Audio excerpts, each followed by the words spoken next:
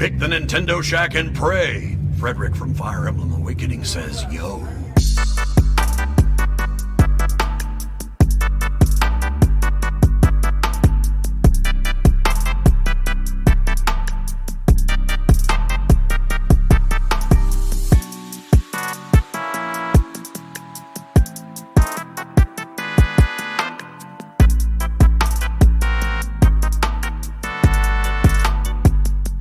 Greetings, Scoobalings! Welcome to this week's episode of the Nintendo Shack Podcast, episode 438, Duskbloods. I'm here with Donnie and just only Donnie because Delvin's ditching us. I forget why, but he's not here. California.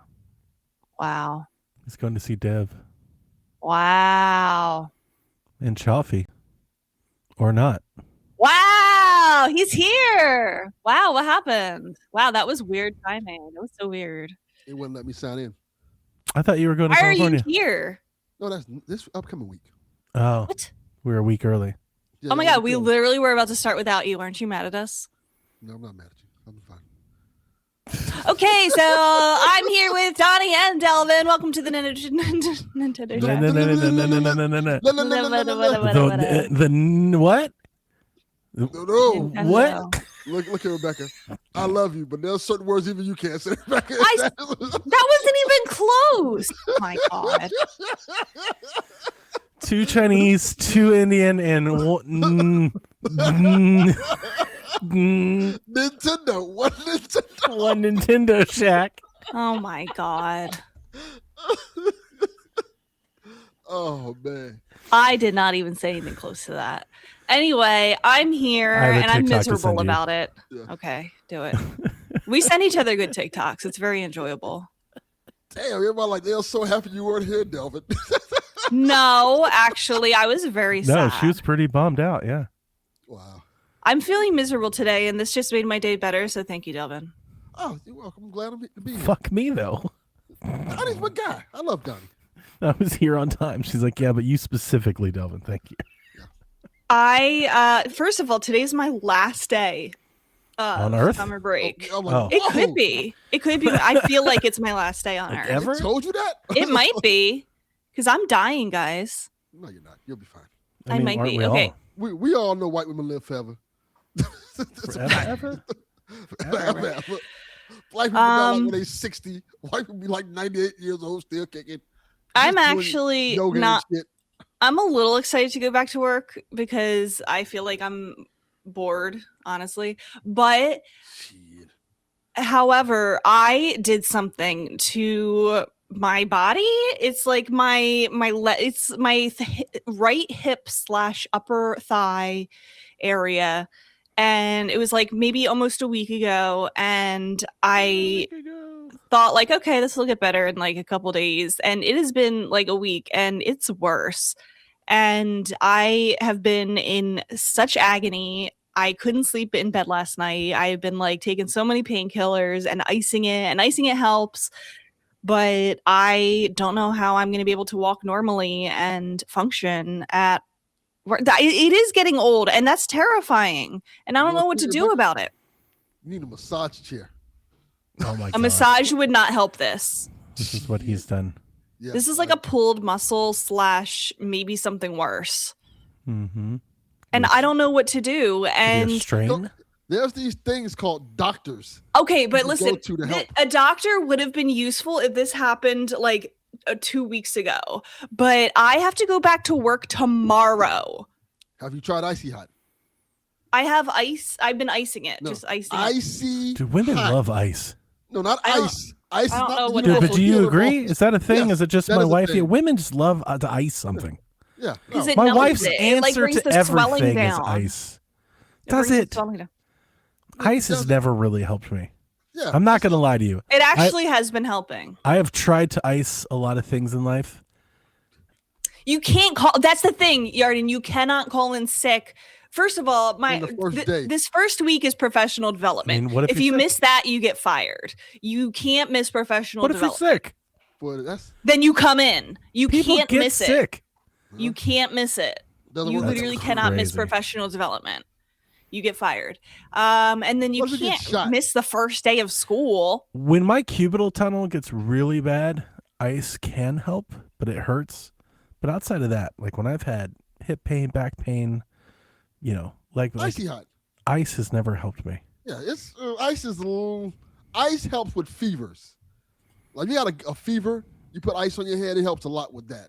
But in terms of like pain, get icy hot. But my wife wants to ice everything all the time. No. It's just gonna be wet. I should get her like an ice bath. Ice Well, I baths think- supposedly help. I'm not doing think- the ice bath thing, dude. I think because it like is bringing like swelling down. I don't know, but That's what they say. thought it was getting better, and then so I ventured out of my house to go shopping, and like I couldn't get out of my car. I literally was about to cry. Like, and I'm not somebody like I have a pretty high pain tolerance. I'm not somebody that complains about pain really ever. I don't believe that at all. No, I'm serious. Ask I anybody. don't believe that even a little bit. You don't I'm look like serious. a person with a high pain tolerance. No, I do. I No. have the red hair gene. I don't have a lot of pain. Seriously. When you look at Rebecca down there, does she look like a person who's high pain tolerance? He's laughing. No, I He's really all do. right. I plead the fifth. I don't need to get dragged into this. You walked out there by yourself. You know the answer. You're all right. You can ask anybody. I literally do. I mean, I think it's getting old. When have I ever complained about pain on this podcast in the past 6 years? Don't ask Donnie that question. He has a photographic memory about Do shit. it. Do it. Bring Tell up. me. Tell me one time. I'm good. Don't worry. You Next can't, week- because you next can't. Week, next week he's gonna come with Come with the clips. numbers Come with the and time clips. Literally, come with the clips. Let me ask you this, Rebecca. I challenge you. Where's the pain at exactly? It's the first couple days I thought it was my hip, but it's Mhm. like lower than that. It's like where the thigh meets the hip. In your Like butt? no, it's not on the front side. On the front side. Okay, Like so it's your not pelvis? sciatica. Could it be arthritis? Maybe. Could be. I don't know. What does that mean? Old. Oh yeah. It means No, this is an injury. This is definitely Okay. an injury. It's This is acute. not. When Okay. you touch it, does it hurt? No. Okay, well then it may not be an injury. That might be arthritis. Or What? just like a nerve pain. Yeah, could be nerve pain too. What does it If- feel like again? Is it like a Like- burning or is it like a No. bruise? No. All right. Like a It's like throbbing?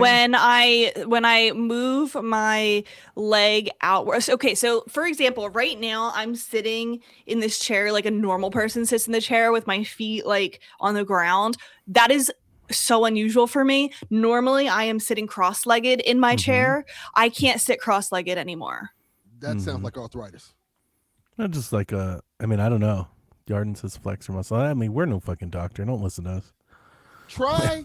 Well, I don't want to go to the doctor because they're going to say, well, just rest it for Tonight? 2 to 4 weeks. Tonight, because it's like on the inside of your hip tonight, sleep with a pillow between your legs and see if it feels Correct. better. I kind of that- sort of did that. I couldn't lay in the bed, but laying on the couch helped. I didn't sleep on the bed last night. I had to sleep on the couch because of the way that like the couch cushion curves down helped. XPS, we are. Like, that's just facts. Yes. We've that been is doing this show for so long that when we If this was started, we were like the an young old person kids. injury that doesn't ever go away, I will kill myself. When we started, we were the young kids making fun of the old heads. We've become the old heads complaining about our hip pain, all in the same podcast. This has to get better. It may not.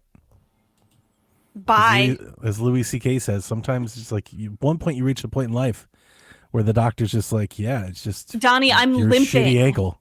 I'm limping. Listen, Like, I get it. The past 2 years. I'm 32. The past 2 years, I'm 39. The past 2 years, I have had multiple bouts, where I have learned the expression of my back went out. Yes. I used to think that was just something Yeah, old but people then it goes said. back in. But then it gets back in. Yeah, but let me tell you something. When it's not, it's debilitating. Like you can't Yeah. move. Like I've been so bad off I couldn't It's put Sunday. pants There's on. doctors aren't open on Sundays, are they? Yeah. Are urgent doctors care. open on Sundays? Yeah. They'll Also, pay you. I don't have time today. I have to do a charity event thing at 4:00. Oh well. You're gonna be doing it with a hurt hip. Look, I this is know. Rebecca. Go get Tylenol arthritis. No, I've been taking ibuprofen and it's been helping. Tylenol arthritis will help. That tussin. Arthritis. That tussin in there. Yeah, that also will help. And get your icy hot patch. That's like an old people word. I just say just drink. Well, that also works. Yeah, just get a couple shots of bourbon and you'll feel better. Okay, no, it is not. Reading the description for arthritis is not right because it's like only certain movements. She's a doctor, like, Delvin. Yeah. It says it's not stiffness. It's not. No, it's not. Do you That's imagine not a what doctor that today is. where everybody that walks in already is self-diagnosed themselves via Oh, I know. chat I've dated GPT or the women who do internet? that. Well, Doctors WMD said. themselves type it in and like That's look a good for. point. It's a good They point. do. I just trust somebody in a lab coat. But most doctors go to school for that. Like that. They know so the have prompts. Yeah, they know the prompts. They know the prompts. That's like me trying to tell Donnie about computer shit. Like, I know about this. Like, what the fuck are you talking about, Delvin? Like, Delvin walks in. I think it's my partition is corrupted. Shut the fuck up, Delvin. yeah, exactly. and he would be right to say that. You don't even know what that means. Yes, I think it's one of the teraflops that went bad. Sorry we're making fun of your pain, Rebecca. It's just Love what we you, do. Rebecca. I like. It's really bad, and I really don't think complain unless Josh it's should bad. come home immediately, Josh is coming home tomorrow. get a hot oil, and just rub I it. don't want it to be rubbed. You don't understand. That's not what would help. I don't know how to help you. What do you want? What do you want from me? What do you want from me, Rebecca? I appreciate that since Josh has been gone, we've become her husbands. She just yells at us now. I'm trying. I've offered 4 things. I get yelled at every one of them. I don't want I want sympathy. I don't want. Stop fixing the solutions. problem. Just listen. Yeah, we have just to hear fix her. the problem. Just Men hear try her. to fix problems. That's all. That's Maybe I would like it if you gave me actual useful solutions. those Ice are it. the solutions. Icing is what is actually been helping. There you go. Icy hot. It's literally Okay. used for See, that. see, that's actually maybe a useful solution, and I will try that, Delvin. Yes. Tiger Thank Balm you. too works good. Par What is for the that? course. It's like icy hot, but it's to a 10. I don't know if they have that up. Tiger Mom? No, Tiger Balm. Yeah. Isn't that a Netflix show? No, that's Tiger King. I know. Okay, I'll try it. What? Very confident. Donnie, give me something I actually want to do. Delvin, Let's Tiger talk Balm. What is boys. that? Okay, I'll try it, Delvin. Yeah, yeah, Okay, I'll try it. What is that? Was that Netflix? I'll put it on my body. yeah, I'll put it on. Exactly. Just because you said Delvin. yeah. What do you No, think, Rebecca? because- Shut the fuck up, Donnie. Massaging it Shut is the not, fuck up, Donnie. That is not the problem. You're out of your element, Donnie. Related to the problem. You're out of your element, Donnie. Moving it hurts. Yeah. I get it. Anyway, Donnie, actually, I have a problem that maybe you can solve. I'm all ears. Okay, so how many years ago did Tears of the Kingdom come out? 3 years ago? That's a good question. I made a really bad decision by needing to play it a day early. So I created a Nintendo account in Japan Remember. to buy the game. And then I guess I was able to play it somehow on my regular profile. Does that sound right to you? Yeah. Because it was on your home console. Okay. Mm-hmm. So my save data is on my regular console, like on my regular Nintendo account profile. The game itself it's attached to my Switch OLED, right? Because I never transferred anything from my Japanese profile. So if I wanted to play the Switch 2 version of Tears of the Kingdom for free, is that possible? It should work. There's a lot And then of I have a questions. follow-up question. There's a lot of questions here that I would ask, and even. Ask me. All right. Well, here's the problem, though. I'm somewhat out of practice. We haven't really been doing this in a while because since Jack kind of stopped playing the Switch a couple years, we've been like a one Switch household. So all the two Switch tricks that I used to like have down pat, I haven't fucked with them in a while. Yeah. But I mean, all right, so you've got a Switch OLED that has Tears of the Kingdom Japanese profile. And then you've got a Switch 2 that has Rebecca's profile, no Tears of the Kingdom, but has NSO. Has NSO and the save data. Are you game sharing with Josh? Did you and Josh link your consoles together? Remember we were talking about how you could, like with the virtual game cards, you could link. If you're already doing that with Josh. No. I don't think we're doing that. I think you can. You need to transfer your Japanese profile to your Switch 2, put Tears of the Kingdom on it, and then either manually transfer your save from the OLED or just cloud save it. I can do all of that without the Japanese profile having NSO? If you get it to your console. If you transfer your Japanese profile to your Switch 2, yes, because you have NSO and your console is your home console.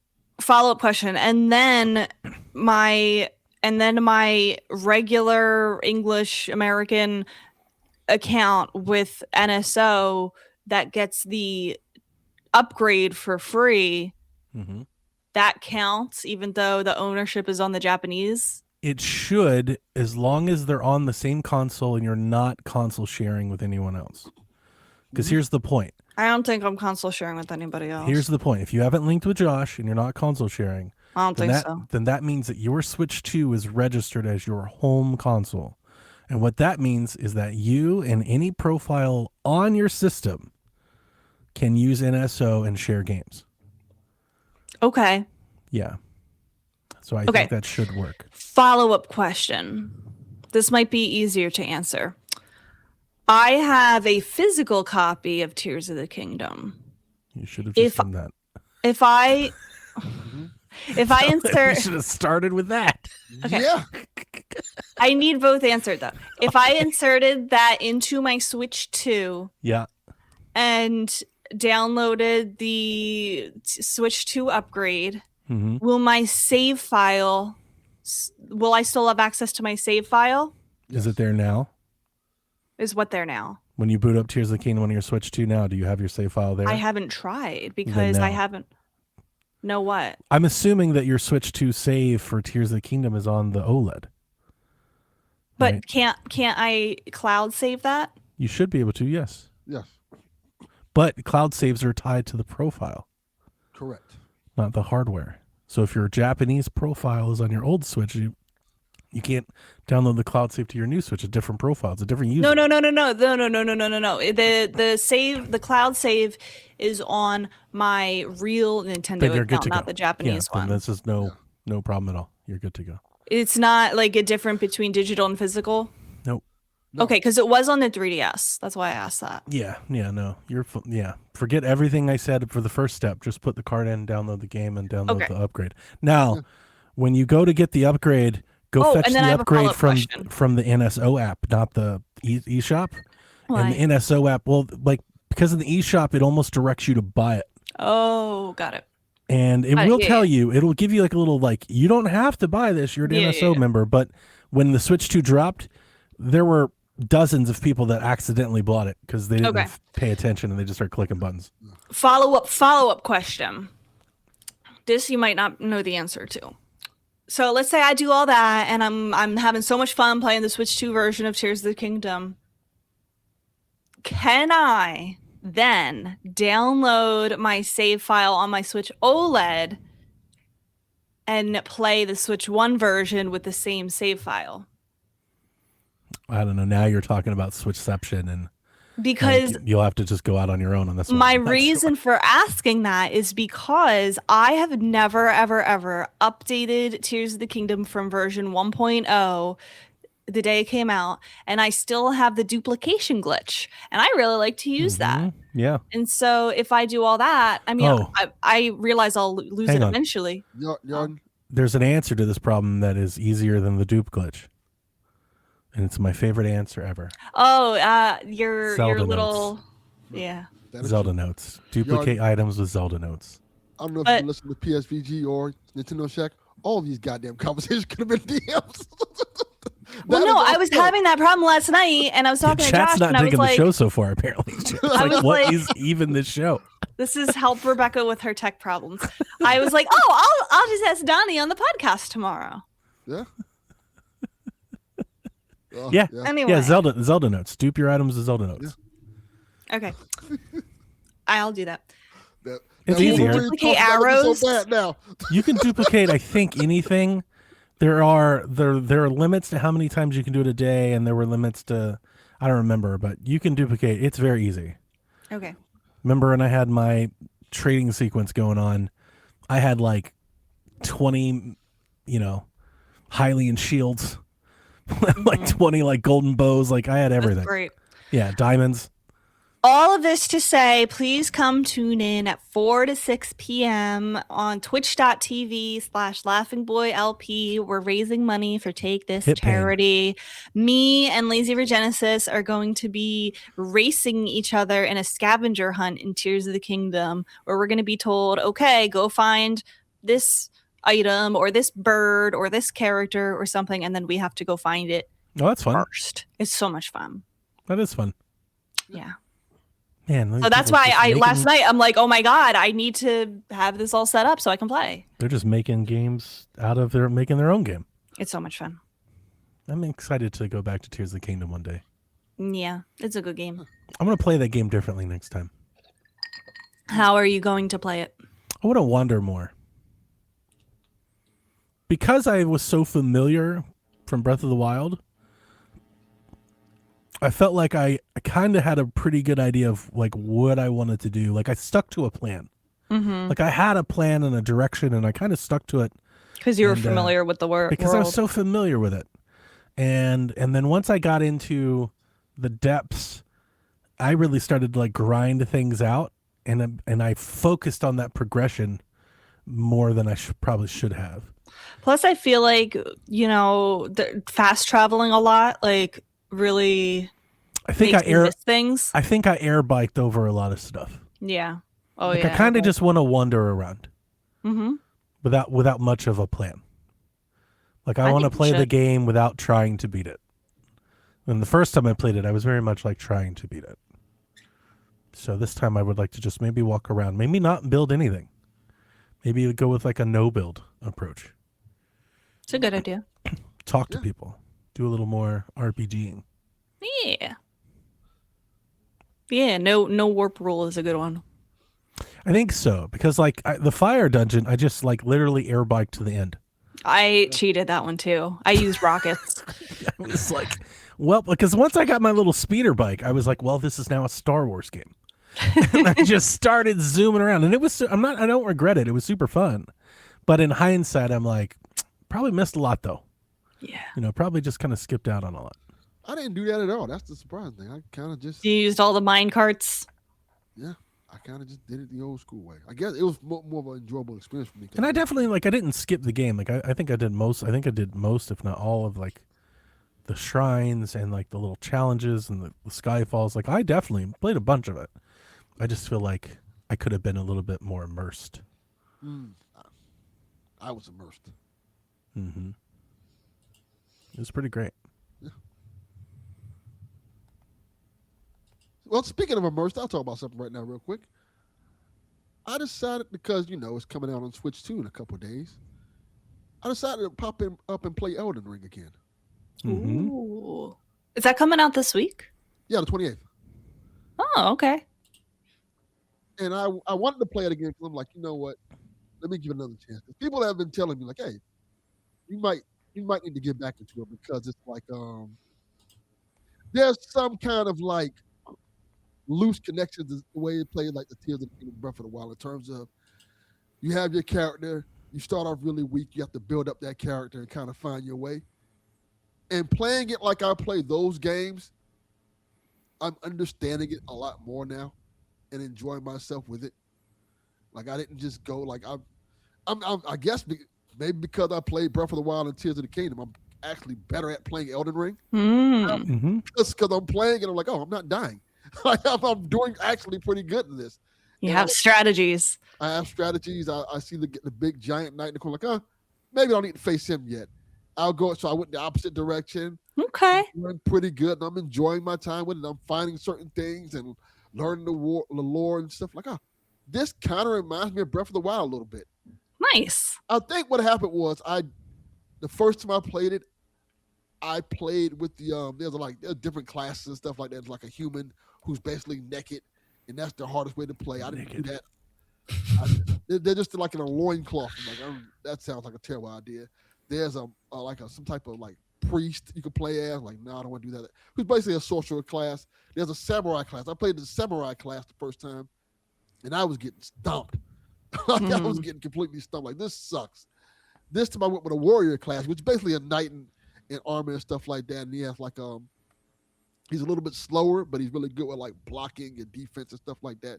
And I'm doing a lot better playing the game. I'm having a blast. I'm like, oh, Nice. maybe I should stop playing on the PS5 version and pick up the Switch 2 edition if it's good. I was gonna ask, are you or anybody we know going to get the Switch 2 version of the game? Like, do we know if it's any good? I guess we don't know yet. It has recently been play tested and some footage is out there, and it looks pretty solid. Wow. Yeah. Okay. Mm-hmm. Okay. Yeah, it looks solid. I might get it. And I was thinking about. I have a choice. I was considering taking one of my handhelds on my trip, and the Switch 2. I'm thinking about doing it, but I'm like, if I leave my Switch 2 again, I'm gonna be pissed. Oh, right, because didn't you regret it last time? Yes, but it's a longer flight now. It's like because I'm going to California. It's a lot longer flight. So I said I might need a console to play on the trip. Right. So I'm considering either between my Legion Go or my Switch 2. And if I get Elden Ring, I'll probably take the Switch 2. If not, I'll just play. If I get like Star Wars on Steam, I'll probably just take the. I think you should bring the Switch 2. Just don't like lose it. Yeah, that's my thing. Because I know once I get to California, I'm not going to touch it. Right. I'm going to be busy the whole time there. But are you going to be in a hotel or are you staying with somebody? I'm in a hotel. I can't stay. Yeah, just be careful. I like always get nervous leaving my stuff behind in hotels. Like I always try to lock it up if I can. Yeah. Because you don't know who's who works there, who's cleaning your room. I've never had that thought. I always stayed in have that so thought. many hotels, and I've never had a problem. I leave my. You don't know everywhere. who's going in to clean, or didn't know that you had something like that there. Didn't say it. I don't trust anybody. Yeah, I mean, I am probably over trusting, but yeah, I typically put out the do not disturb sign, and I just leave my stuff strewn across the room. Doesn't mean they don't go in. Well, you get a first row seat to all of our sex toys. There you go. You chose to come in here. Don't blame us. We put the sign on the door. I'm sure that they've seen the worst of the worst. I know. Like, yeah, I've honestly, I've never had a problem but when I stayed at hotels and I didn't have anything for them to take, and many years later I stayed in hotels and had lots of things. I've never had an issue. I've had one. That's good. Time, and it didn't happen to me in a hotel particular, but somebody I was with in a hotel lost a very expensive bracelet. I'm like, well, what did you thought they were going to give that back? Like, that's not happening. Yeah, that makes me nervous. Because that's like such an easy thing for them to like say, oh, I didn't see anything like that. You know what I mean? Yeah. Like enough reasonable doubt that you could have like dropped it somewhere. Correct. I'm like, that's not coming back. Yeah, locking it in your luggage is actually smart. Getting luggage locks. Just put it in my luggage and lock it up. That is smart. Yeah. But I'm excited for the trip. I don't know what I'm gonna play yet, but I'm gonna play something. We have a question. Have so much fun on your trip. We have a question for this. You do it now? Yeah, sure. Shiv from the UK writes, I'm heading out on vacation with the family today. Do you enjoy playing video games during flights or when on vacation? My go-to game if I get some time to kill is Picross while listening to podcasts. Somehow it helps me switch off and relax. That's a great question. It is a great question. I always bring something with the intention that I'm going to play, and like I have it all downloaded, or I'll even buy something new, and then I sleep and I don't play it. I don't game on vacation. I don't neither usually, because like once I usually get there, because usually when I'm on a flight, the flight's usually not that long. It's probably at most like 3 hours. So I listen to that's like one podcast. So by the time I finish listening to the podcast, we're already there. So I'm like, all right, it was cool. Yeah, I end up like listening to music or sleeping. Yeah, I mean, I have taken days off of work to game, so I've taken vacations to game. But if I'm going on vacation, I don't game. I don't bring my stuff with me. Because for me, like these days, and then, like this has been a thing that I've been doing for a few years now. Like when I go on vacation, if it's just me and Melissa with the family, like I'm really trying to like lock in and like just give them all of the attention. It's not much of a vacation if I'm sitting on the bed playing Zelda. That's true. When you're with family, that is also I don't like to do that anymore. So like that's just been something I've been doing. I want to say probably since COVID. Like we went to Florida a few years ago and we got like this house by this lake, and there were like alligators and stuff, and I didn't bring any games there. Like we play card games together. It's like we should be filling our boredom together. Whatever we're doing, we should be doing it together. I agree. Go shopping, go out to eat, play Uno, but whatever we're doing, we should be doing it together. Otherwise, why did we spend all this money to come here? Yes. If I was going to sit and play video games, I could have stayed home. I definitely always bring something with the intention. Relax, near the airport. If I go on a plane, which is like just such a rarity, I can't stand to fly. So if I go on a plane, I may bring like a 3DS or something I can put in my pocket just in case. Typically, Delvin, I hit a movie or an album I haven't caught up to or something like that. Well, yeah, and you never know if like you're going to be on that plane that's like, okay, we're sitting on the runway because for like 3 hours because we're trying to take off or whatever, and like you wish that you had something to do, you know? My thing is like you get a layover, yeah. You're sitting in the airport forever. Yeah. Yes. G-Man says, I used to play Animal Crossing and do Leaf on vacations only for the morning and nights. That's the kind of thing too. Like, you know, you bring something just to kind of like check in with, and like, you know, you have something that's kind of familiar like that. But it's not like eating up your time. Yeah. I usually use my vacation time to catch up with other things. Like I do so much gaming week to week, you know, like when I'm on vacation and can catch up on a movie or something. Oh, you know what I did do for the first time? I looked at my flights. I'm like, you know what? The flight there, I don't care. The flight back, they have a discount, so I'm flying first class back, baby. Ooh. I don't think I've ever flown first class before. Me neither. I never did have. when I was a kid. Like I want to sit first class. What is it like in first? Like what is better about it? What I remembered when I was a kid, I would fly between my parents. They would put me on a plane by myself and they would put me in first class.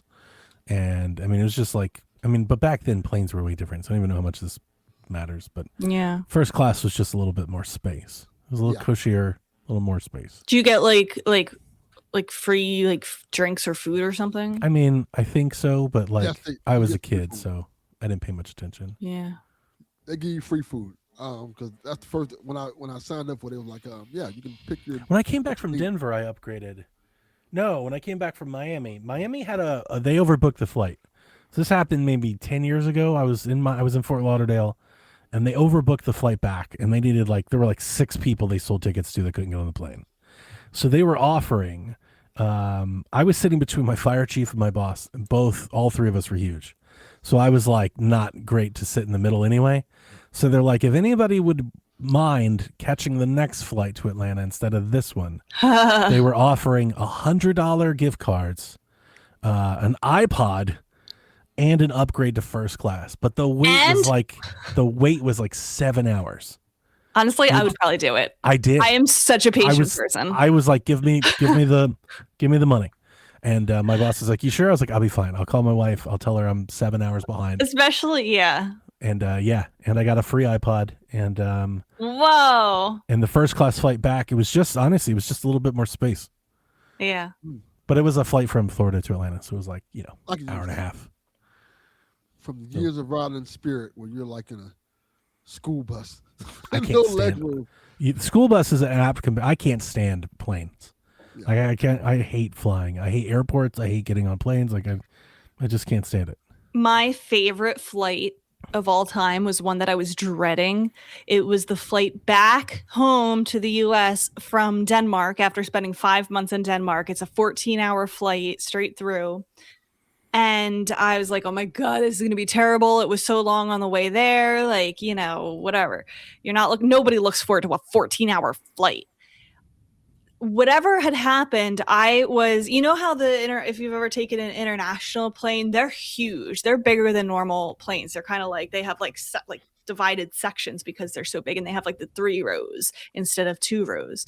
I was in a row where it was right in front of one of the dividers. So the back was kind of like a wall instead of people right behind me, and I was all the way on the right side. There was nobody else in the 3 seats on the right side or in the 3 seats in the middle, so there was nobody around me at all for this long flight. And I think I watched like 2 movies, and like I played games on my 3DS, and I slept, and it was actually so comfy. Yes, it was amazing for a 14-hour flight. So good. I was actually kind of lonely. There's not like a more cattle-like experience than like just piling everyone into this coach plane on top of each other. And I like walked back to my friends like several rows back, like, hey guys. Yeah. Yarden wants to know if anyone's joined the Mile High Club. No, I have not. That's like not, is that like a real thing? Yeah. Oh yeah. Really? I almost did. That's once. Crazy. We were planning a vacation at one point in time during COVID to go to Vegas, and there is a pilot in Vegas who specializes in just this. Okay, well, if it's like that kind of flight or like a private plane or something, sure, of course that exists. But like on a regular commercial plane, I mean, that's both of those exist. Yeah, like people people get kicked out of airlines for life for that. That's like literally crazy. It's like a felony now, but like that was a thing for a long time. I can't think of anything grosser. I don't want to touch anything when I'm on these planes. I agree with you. I agree. Yeah. You're going to get some disease. Probably.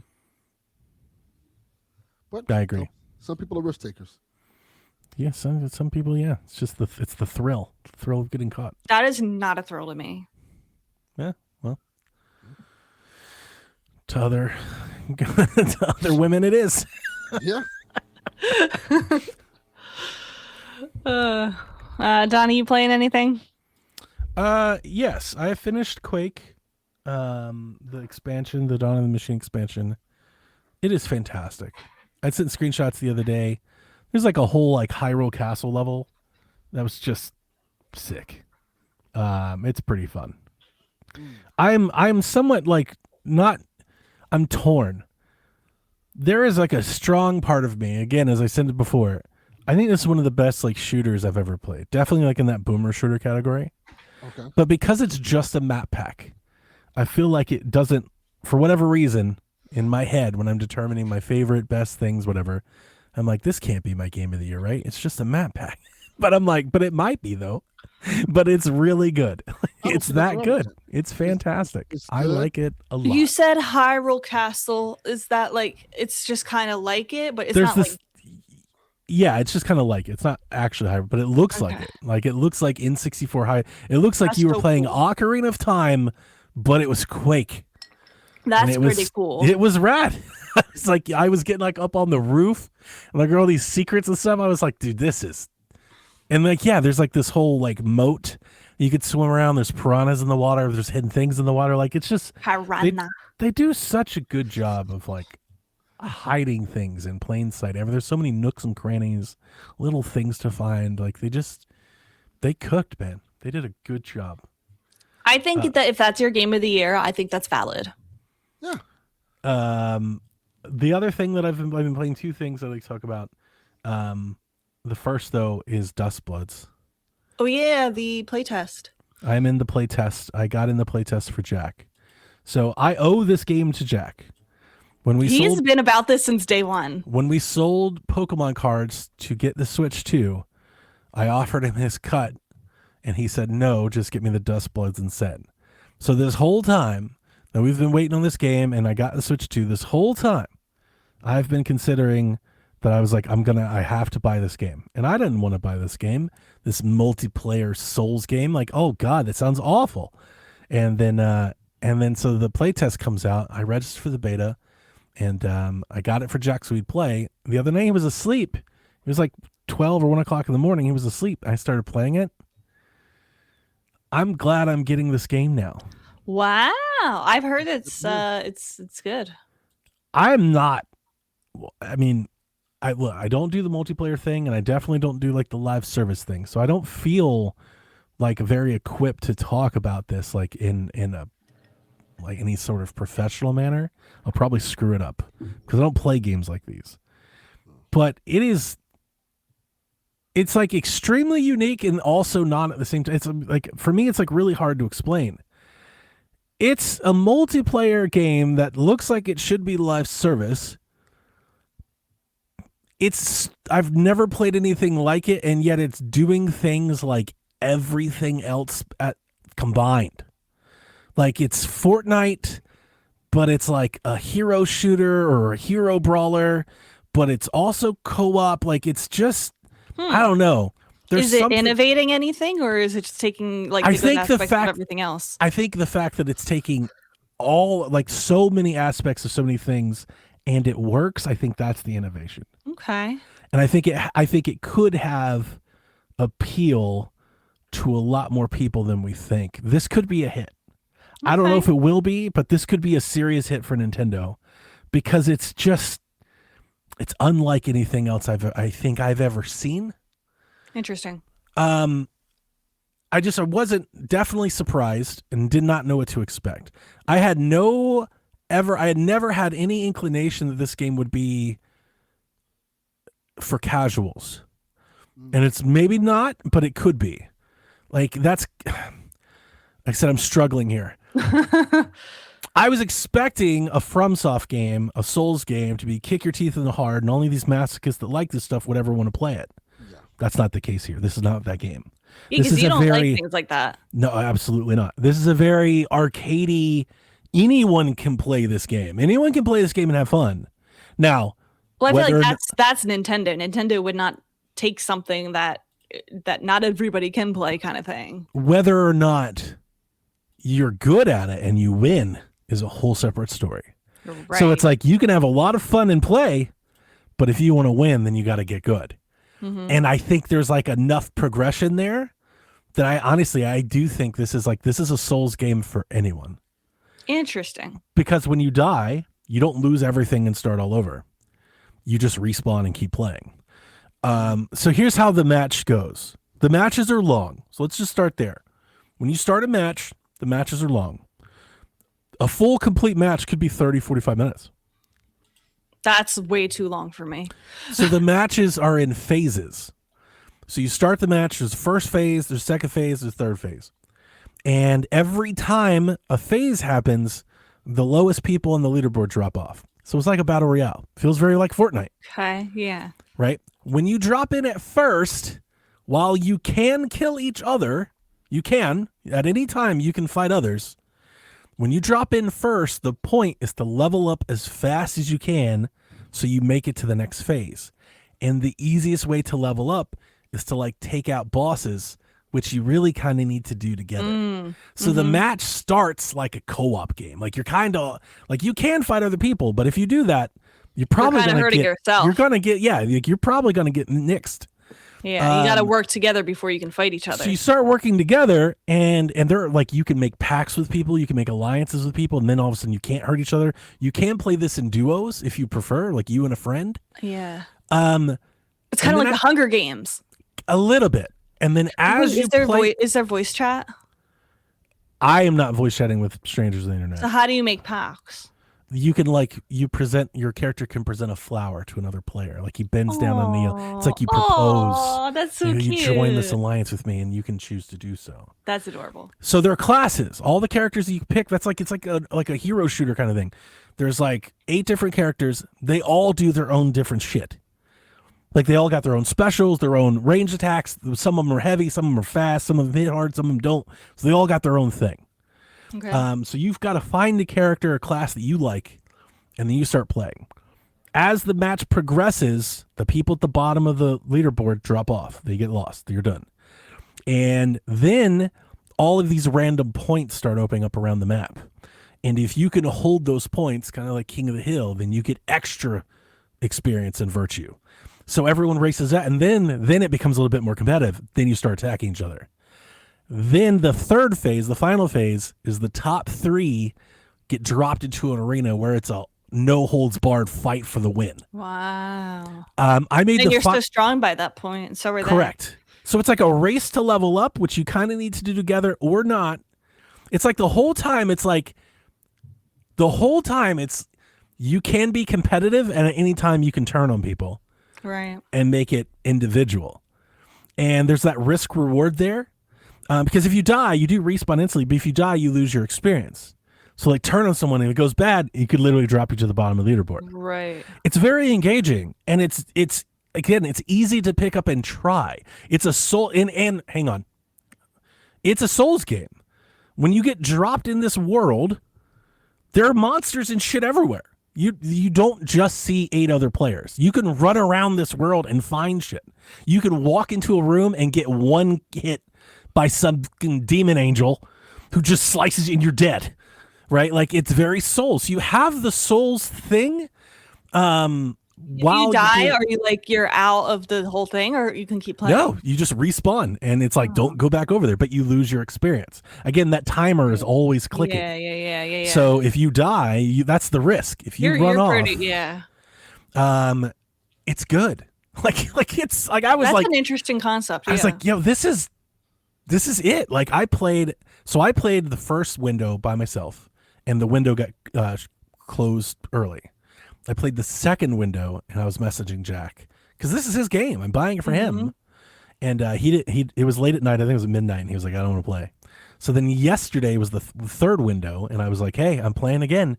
So yesterday he came and sat with me on the couch, and we played it for an hour together. And he's better at it than me. I made the final match once, but came in third. I feel like the time I made the final match, someone dropped out because I was like fourth or fifth, and then somehow was third. I don't know what happened. But Jack made the final match twice. None of us could win. I do feel like there'd be a sense of accomplishment, like a winner, chicken dinner kind of thing. Like if you win a match here. I think a fun way to play this game, if possible, is if you had a group of friends, 4, 5, 8 people, where you all dropped into the map together and you were working co-op together to try and take out as many bosses as you can, and then you just beat up on each other at the end. I feel like that's the way they want you to play. But if you want to play this by yourself and just jump in there and join a crowd, and like that's cool. I did not know it was that kind of game. It's both like the Souls game that Souls people want, and it's the Souls game that non-Souls people want. Does that make sense? Like it's yes, it's all and not. It's both. It's yes. It's different. It's different. And I think I like different. That's why I'm like, could this be the next big thing? I think making it exclusive to Switch 2 probably holds it back. But like it could be the next big thing. I could see kids loving this game. I feel like it's going to be like a hidden gem type of thing where like people praise it for a long time, but like it's like the best game nobody's ever played kind of thing. I am now like, are they going to make a physical edition for this game? I now want a physical copy. I am kind of going to say the opposite is going to happen because me hearing Donnie talk about this game and all the hype. I think you posted a video about it, right, Donnie? No. I posted videos about it, like when and we've got it in the news. Yes, I've got some previews. I ended up watching the videos about this game and stuff like that. And hearing reviewers talk unlike anything you've seen.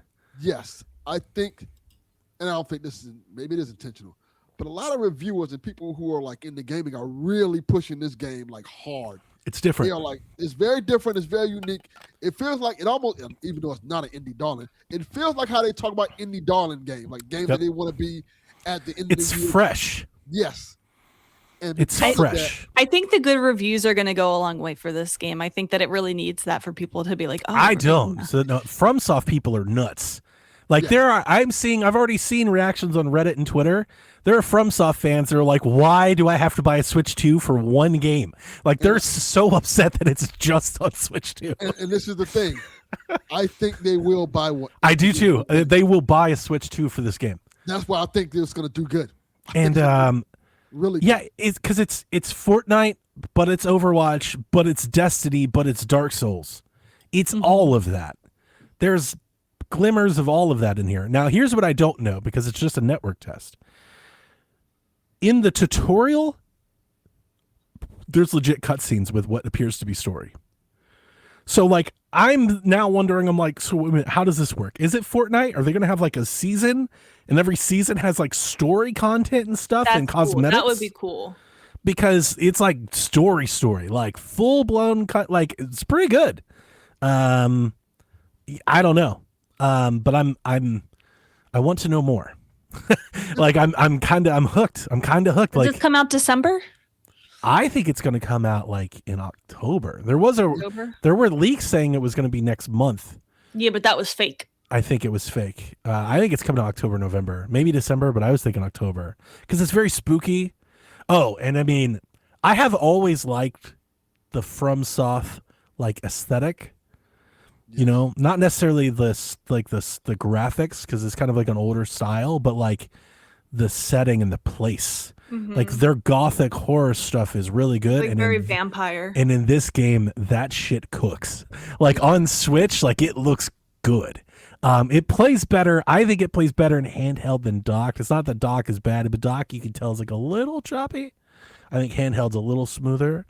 But this is just a network test, so they've still got time to work on it. But like the look and the vibe of the game is pretty great. There are some grotesque monsters. There's a lot of blood.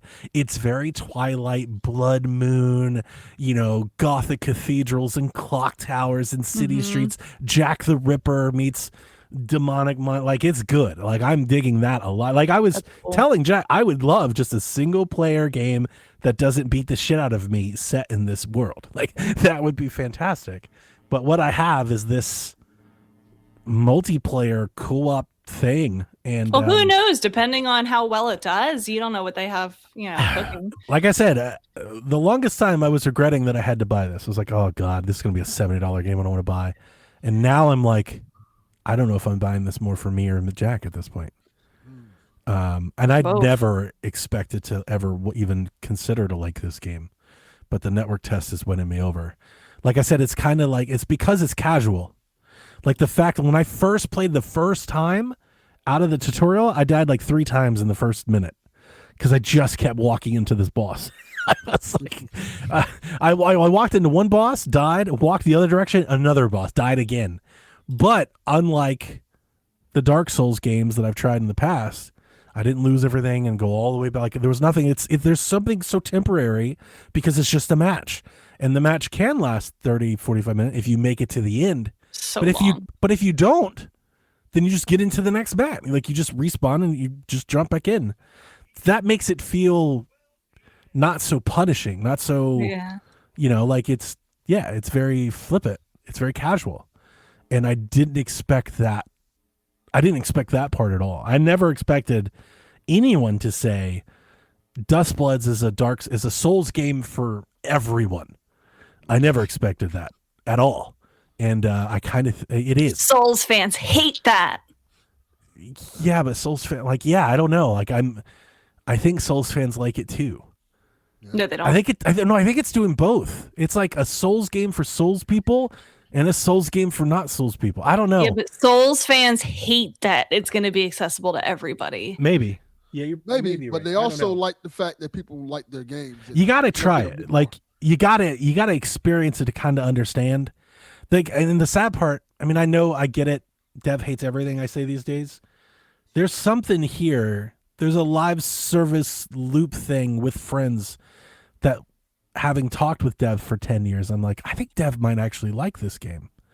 But me saying that made sure that he'll never, ever consider ever even looking at it. So you needed to have somebody else say it. Maybe I just need to start funneling things through Delvin. Like, hey, Delvin, just say this. Not a bad idea. Not a bad idea at all. Yeah, because like there's something here. I think like for example, Kyle is about to get his Switch 2 before the price goes up. Kyle does a lot of like live service game. He's big into Overwatch. He was big into Destiny. I think Kyle may fucking love this. I think he loved Bloodborne. And this is, I guess, like not a sequel to Bloodborne, but very Bloodborne-esque, like which an is equivalent. what people have wanted for a long time. So like I wouldn't be surprised if this game reviews very well, and I would not be surprised if this becomes like one of those. The Switch had these moments. Like Fortnite was a moment with Switch. Overwatch was a moment with Switch. Like when Switch gets a live service game, whether it be first or last, like these things can kind of like pop up on the radar and be something for a bit. I'm not gonna be surprised at all if Duskbloods like feels like a thing, like in the pop culture, like in the ether, because it's like, yeah, this is different. I definitely think I could see kids like right now, the big thing in games, like Sea of Thieves, is like a game that kids can hang out together in. Yeah. This feels like a game where they can just sit together in and play. There's a lot to do. Depends, because they're all getting GTA when it comes out. Depends on when this comes out. That's true. There's a lot to do. Like, and even everything that I've said, they're like elemental stones or portals. You can get like buffs. You can get things that help you. Like there's stuff to do in the world beyond fight each other or fight the bosses. There's so much stuff to do. It's like, I don't know. It's like it can be whatever you want it to be. That's great. It's different. It's just, it's different. It's doing something else. I like that. In a sea I'm going to watch some everything gameplay of it. doing the same. It's doing something I've never thought of. And it's interesting. So I'm digging it. I'm kind of digging it. I'm almost hesitant to even say it. like to even say it feels wrong, but like I'm kind of digging it. I have played every window so far. I was letting other people like, hey, window's about to start. Like, it's like what you is were happening? anticipating it, like you were. We were planning waiting. around it. It started at 2. We were there in the lobby at 1:50. We were waiting on the lobby to start. That's funny. We were like, try it now. Can you get in now? Try it now. That is a great game. It is something else, man. Not even your genre.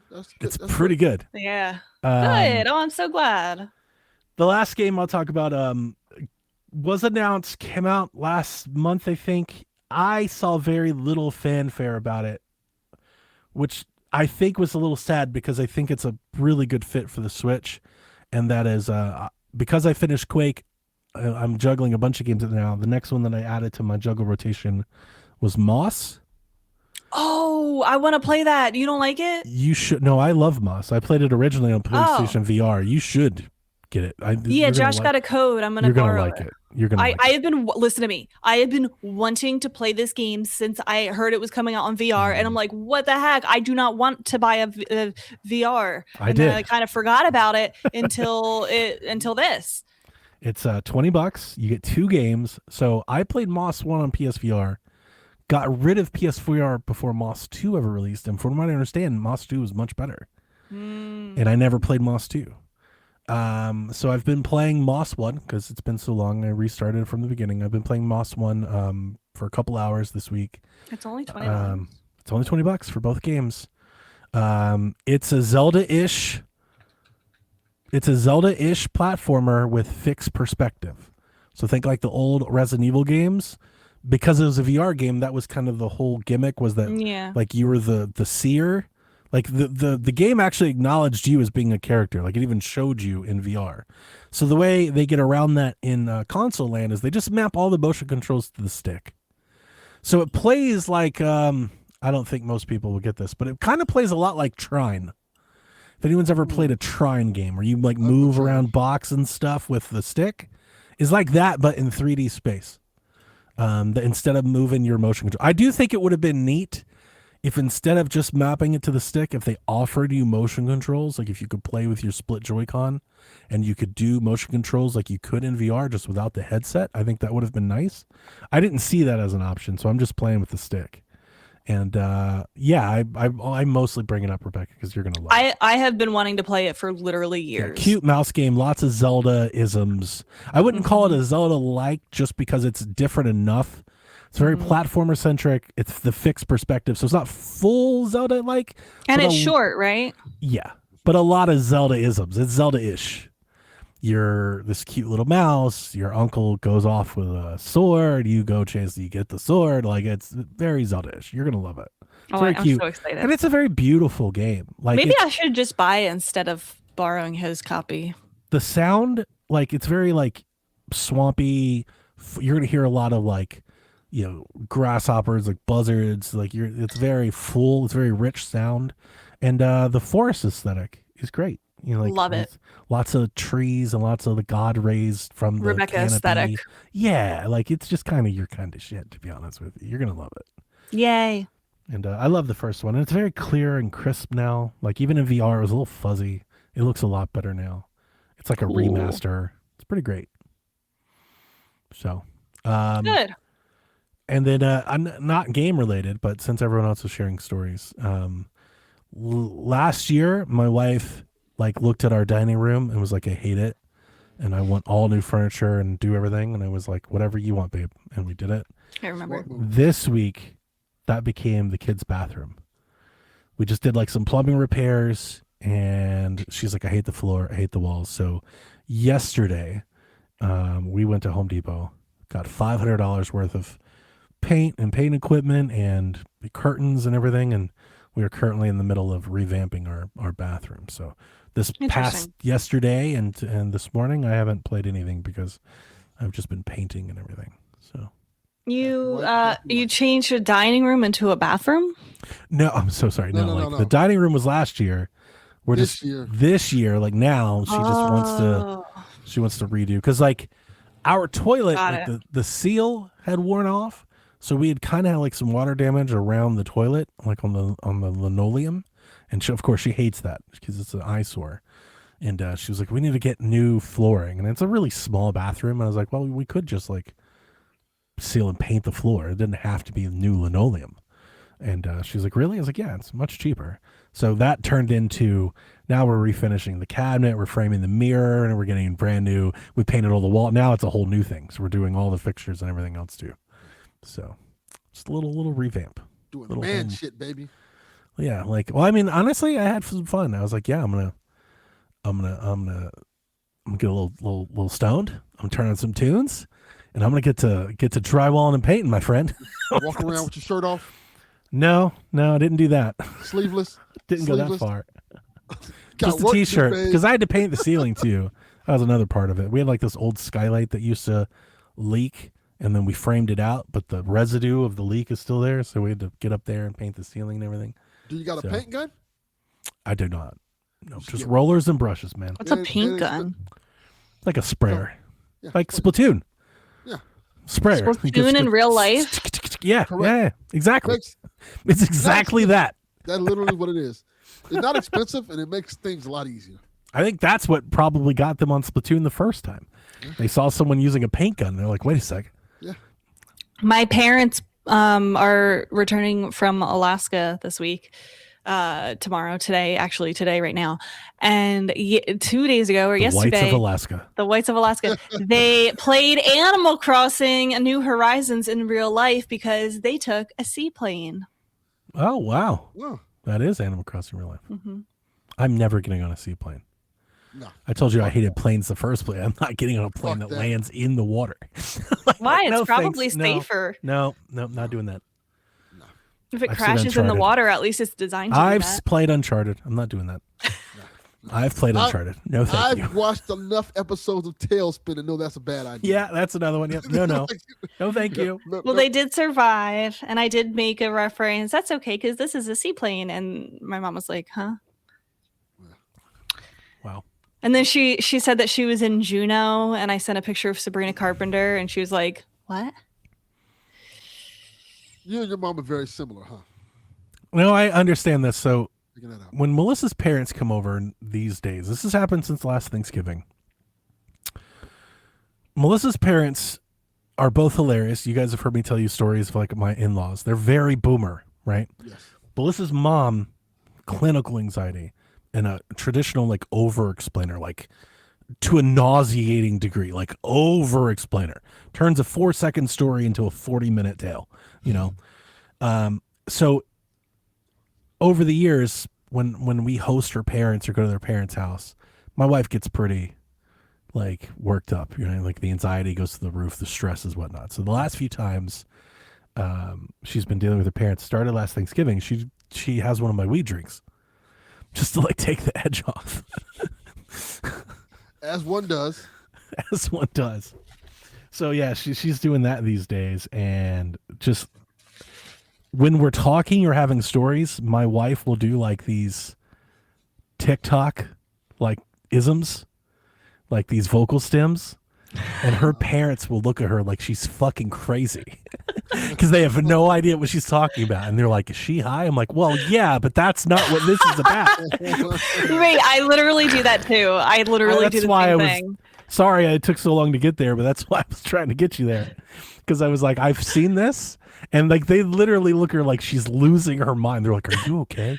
I think me and Melissa would like be besties. I've been trying to get you guys together. Like, yeah. Maybe if I say it, Donnie. Maybe like I have literally put them in a DM together. Like you should talk.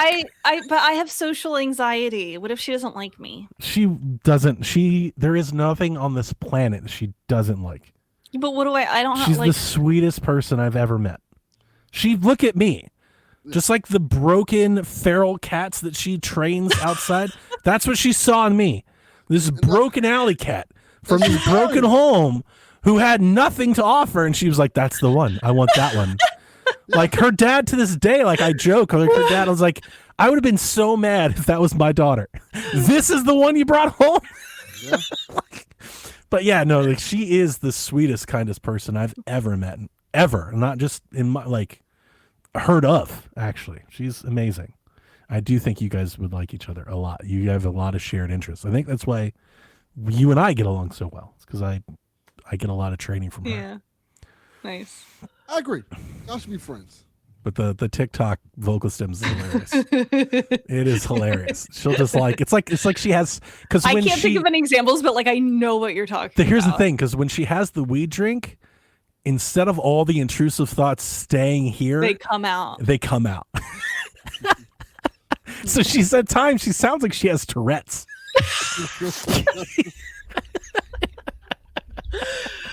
And I just sit back and enjoy the chaos because that's what I do. Yeah. I'm like, oh, this is fantastic. Like I just like sit back with some popcorn and enjoy. But yeah, like her parents, they think she's nuts. They think she's losing it. Yeah. Like, God, what is he doing to our daughter? I'm like, I'm freeing her mind. This is what I'm doing. Love that. News. All right. So as we talked about, Duskbloods network tests began. The first window closed early due to server issues. Previews went up this week, and I wrote down 3. So here are 3 headlines that I've pulled about the Duskbloods. IGN has a full interview with Miyazaki and everything about Duskbloods. They called the game special. GameSpot says, I've never played anything like the Duskbloods, and I cannot wait to play more. And Game Rant headline is, the Duskbloods is peak FromSoft. That's high praise. That's high praise. Did any of you guys ever expect the Duskbloods would be like system seller exclusive hit game? Not even a little bit. Nintendo has had a lot of like kind of spin-off haphazard games with like popular creators. Like I kind of thought like they were getting like from their Souls game, you know, and like it wouldn't be as good, but it's like the Nintendo one is kind of what I expected. And to see everyone actually excited about it is kind of taking me back a little bit. That is good though. Yeah. In the IGN interview, they asked Miyazaki why he partnered with Nintendo of all people for this. And I quote, the reason that we initially decided to go with Nintendo, we had the opportunity to discuss the idea for the game with them, and I think they seemed very excited and very receptive to the idea. They seemed very forward in thinking in terms of how to do it. Before considering the business aspect of it, that alone was something I found very appealing and gave me a lot of assurance in moving forward with them. So he's like, hey, I've got a crazy idea for a video game. It's Fortnite, it's Overwatch, it's Destiny, but it's a Souls game. And Nintendo was like, sign me the fuck up. That sounds awesome. That's the funniest story. That sounds about right. So, yeah, if you're out there, try to get into the beta. If not, maybe I'm sure I'll have a demo or something one day. Give it a try. Call of Duty seems to be running at 60 FPS on Switch 2 during the beta. To get there, it seems like they have a lot of like artifacting, upscaling, and basically a low resolution because a lot of people are complaining the game doesn't look so great. I saw some video of it running just like in handheld on Switch. I thought it looked okay. Like it looked like Call of Duty. I didn't particularly think the visuals looked bad. Maybe it's a docked thing. The beta opens up, I think, this week. Delvin, are you going to try the beta? Nah. Not? No, I'm not trying it. I think I'm going to try it, but I will say it depends on how heavy it is. If it's like 100 gigs, I'm not downloading 100 gigs just to try it. That's what I'm worried about. But if it's like small, I may. If the game is like less than 100 gigs, then I'll try. Because I know, like, it was like the regular Call of Duty. Where it's honestly, like, if it's like 80 gigs, I'm not downloading an 80 gig demo. Yeah. I'm just not. Like, I will live vicariously through others. It's just too much to download. I don't want to put all that in my Switch. They're trying really hard to get people, though. You can tell. Not just Switch. Like, this is the year Call of Duty's trying. They're like, hey, we got a campaign. We got, like, they're really trying to, like, win some people back. They should. I will get Call of Duty on Switch. I will not get it day one. So I will wait for a decent I'm sure sale. it'll go on sale. Yeah, I'll wait for a decent sale, and then I will get Call of Duty on Switch. I will wait until I hear the file size. I'm thinking 40, $50. Then I'll get it. Yeah. Because I will play the campaign.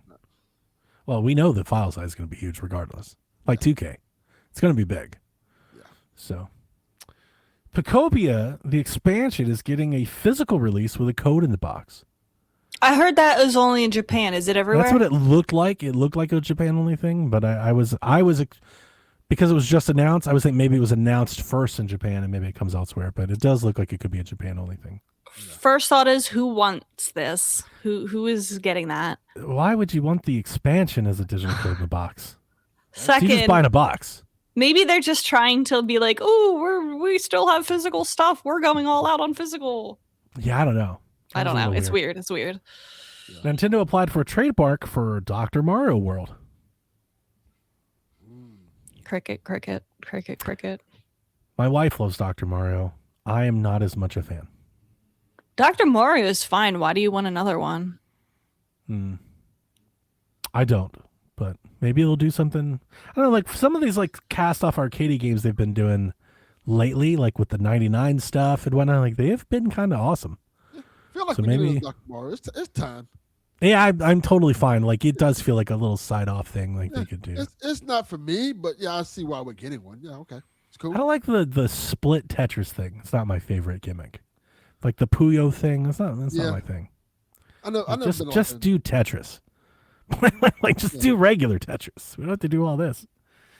Diablo 4 apparently includes both expansions, Vessel of Hatred and Lord of Hatred, all in one Age of Hatred collection, reportedly being released on the 15th of September for Switch 2.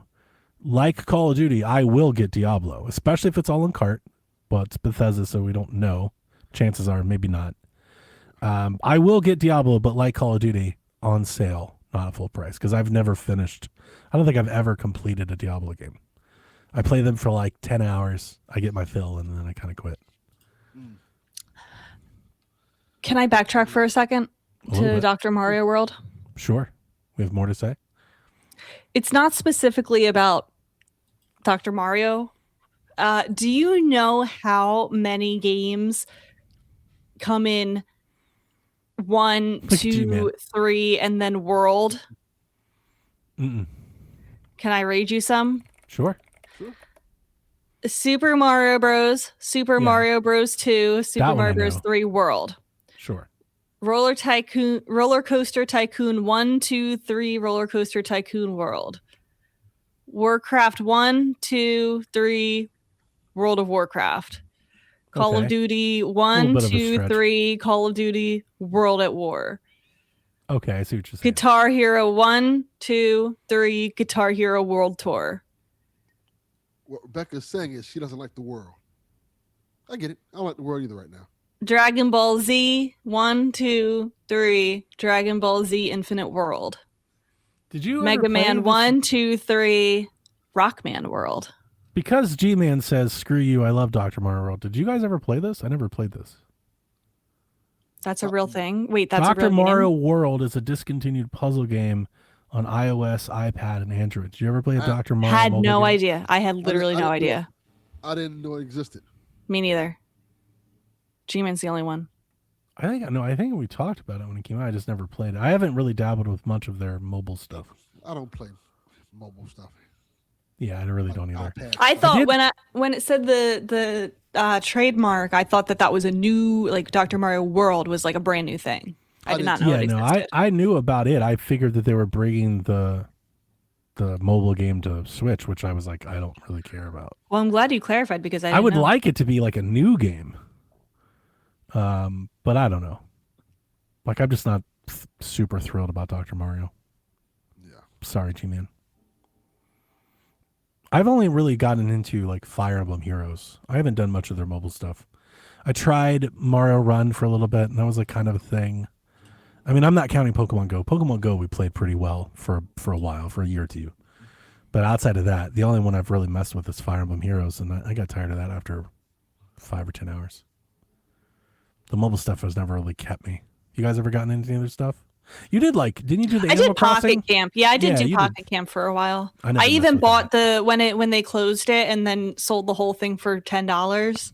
I bought that.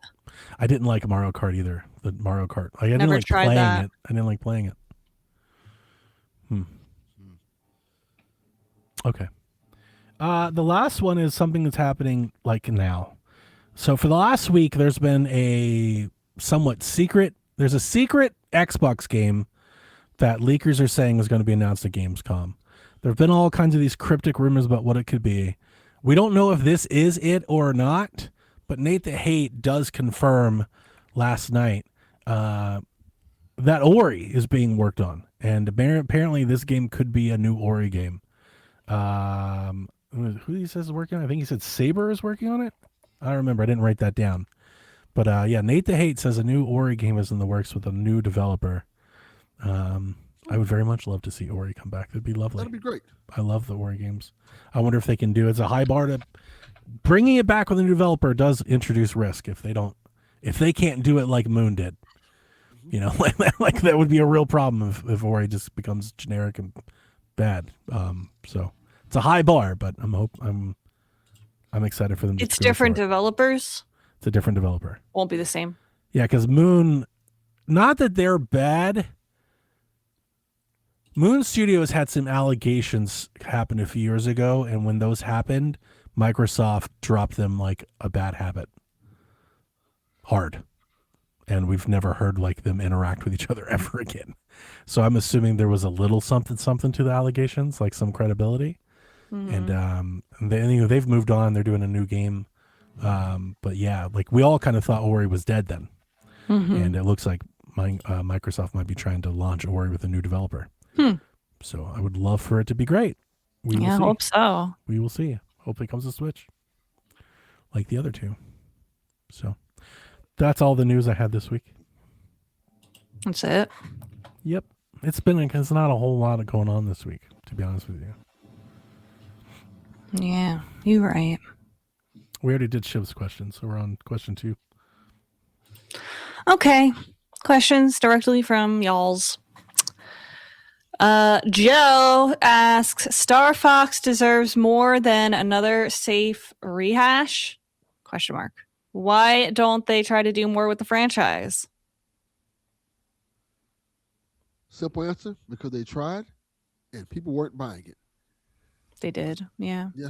This is the remake is them trying again. So if Because 64 is the only one that people care about. yes. So if enough people buy this, maybe we'll get a sequel to this. Do we know how much it has sold or not yet? It wasn't listed, so we all typically that means it hasn't sold 1 million yet, but it just came out. Yes. Like it had just come out when they pulled the quarterly. Yeah. So we won't know that until the next quarter reveals. Correct. That'll be like that'll be the telling number for us for Star Fox. The fact that it had full voice cutscenes and stuff makes me I get what you're saying, but it's not. I don't know if I'd call it safe. It's not. It's not a new thing, but it's they're trying something with it. I will say, you know what wasn't safe that was trying something more and new with the franchise was putting that cool animation into the Super Mario Galaxy movie. That was pretty cool. That is doing something more. And I think that's why we got the cutscenes. I think they're like going more of a cinematic approach with Fox. I mean, I get it. It is somewhat. It's just another rehash of 64. Yeah, so I mean, it is safe. But like I said, you gotta buy it. Like everything, like we want better Metroid, we want more Metroid. They should have dropped the GameCube Fox games at the same time, just to really try and weigh how much do people really care about. Fox they still can put them out this year. I would put them out now. Yeah, if you're just trying to like revitalize the character and really see if there's an interest level, like what is the demand for a Star Fox game? You know. Yeah, I mean, no, Delvin's right. It just doesn't, even the ones that are good don't sell a whole lot. Yeah. So I think it's just a matter of investment. You know, you can't get a Breath of the Wild Star Fox game if you don't have Breath of the Wild type demand. Yeah. If people aren't going to buy it in droves. So, could have been worse. Could have been Metroid Prime 4. Correct. They invested in that. Look how that turned out. Yeah. Like Star Fox is better than that. So, yeah, I don't know. I'm just happy we got it. I want more. I'd like a Star Fox 2 where they just pick up right where this one left and do a Star Fox 3 and like I would just do this for a bit and like go into more storytelling. Use the same engine. Yeah. I hope beautiful this game does well enough so they can just keep making them. I very much enjoyed it. If this become like a B tier, hey, we can release this every couple years. I'll be fine with that. I'd much rather play this than the 64 version of Star Fox 64. Like I'd much rather do that than the NSO version. I'll just play this version now. Just make me love it. If they keep it small, right? Like I would equate it to like a campaign shooter, like a Call of Duty campaign or something. Like you can come out with a game with a little multiplayer or something and 5 to 8 hours of story content and let people get through on rails, shoot, and tell a decent story and get out of there. I think that's totally fine for $50. Give me one of those every 3 or 4 years. I will buy all of them. I agree.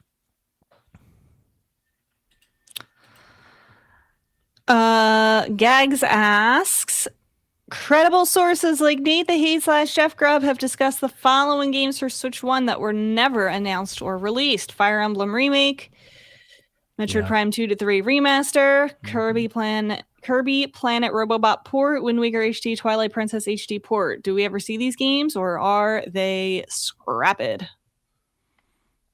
I think we'll see all these games. I think they're probably just sitting up waiting for a lull, drop them out on Switch 2. Well, the Fire Emblem remake, we will get Fire Emblem remakes. The one I think in question specifically was Genealogy of the Holy War. But yeah, we will always get Fire Emblem remakes eventually. Kind of like Pokemon. They kind of alternate. The Prime 2 and 3 Master is interesting. I don't think we're going to get that. I think they should have got those out before 4. And now that 4 is out in the the way that it is, now I do question I honestly, it's like I could make a case for both sides. I think because 4 was bad, it'd probably be good to get 2 and 3 out. That's what I think we're gonna get. But also because 4 was bad, maybe it didn't really do. Maybe you just scrap. Maybe just no, we'll just rely on Mercury's theme for the next Metroid game, which I also think is maybe a better idea. I like 2D Metroid more than I like 3D Metroid. Yeah. Me too. I think we'll get these remasters. There's still that rumor of it coming out, of a new Metroid coming out this year, right? Mm-hmm. There is. Of all these things, I mean, I want the Wind Waker game. Of course, Wind Waker HD is better than the GameCube version of Wind Waker. Remember when that was a thing that people were trying to make a thing? That was dumb. Nope. You're not doing that. Wind Waker HD was great. Was very upsetting to me and also very personal, and I'm still very upset about it. It's been there the whole time. It's such an easy card for them to play the entire time. The whole Switch's life cycle. Wind Waker HD port has been there the whole time, and they have not. It's like the only reason to still have a Wii U. It's like you can still only play Wind Waker HD there unless you do crimes. But actually the Kirby Planet Robobot port is the one I think I want the most. I love I don't that care game, about that. and I still play that game a lot. It's one of my favorite Kirby. It was my favorite Kirby game until the last one came out on Switch. That is better, but I do love Planet Robobot, and I think that's a great port for a Kirby game. And I've always believed that rumor since it was announced because it totally makes sense. Nintendo does that with a lot of Kirby games.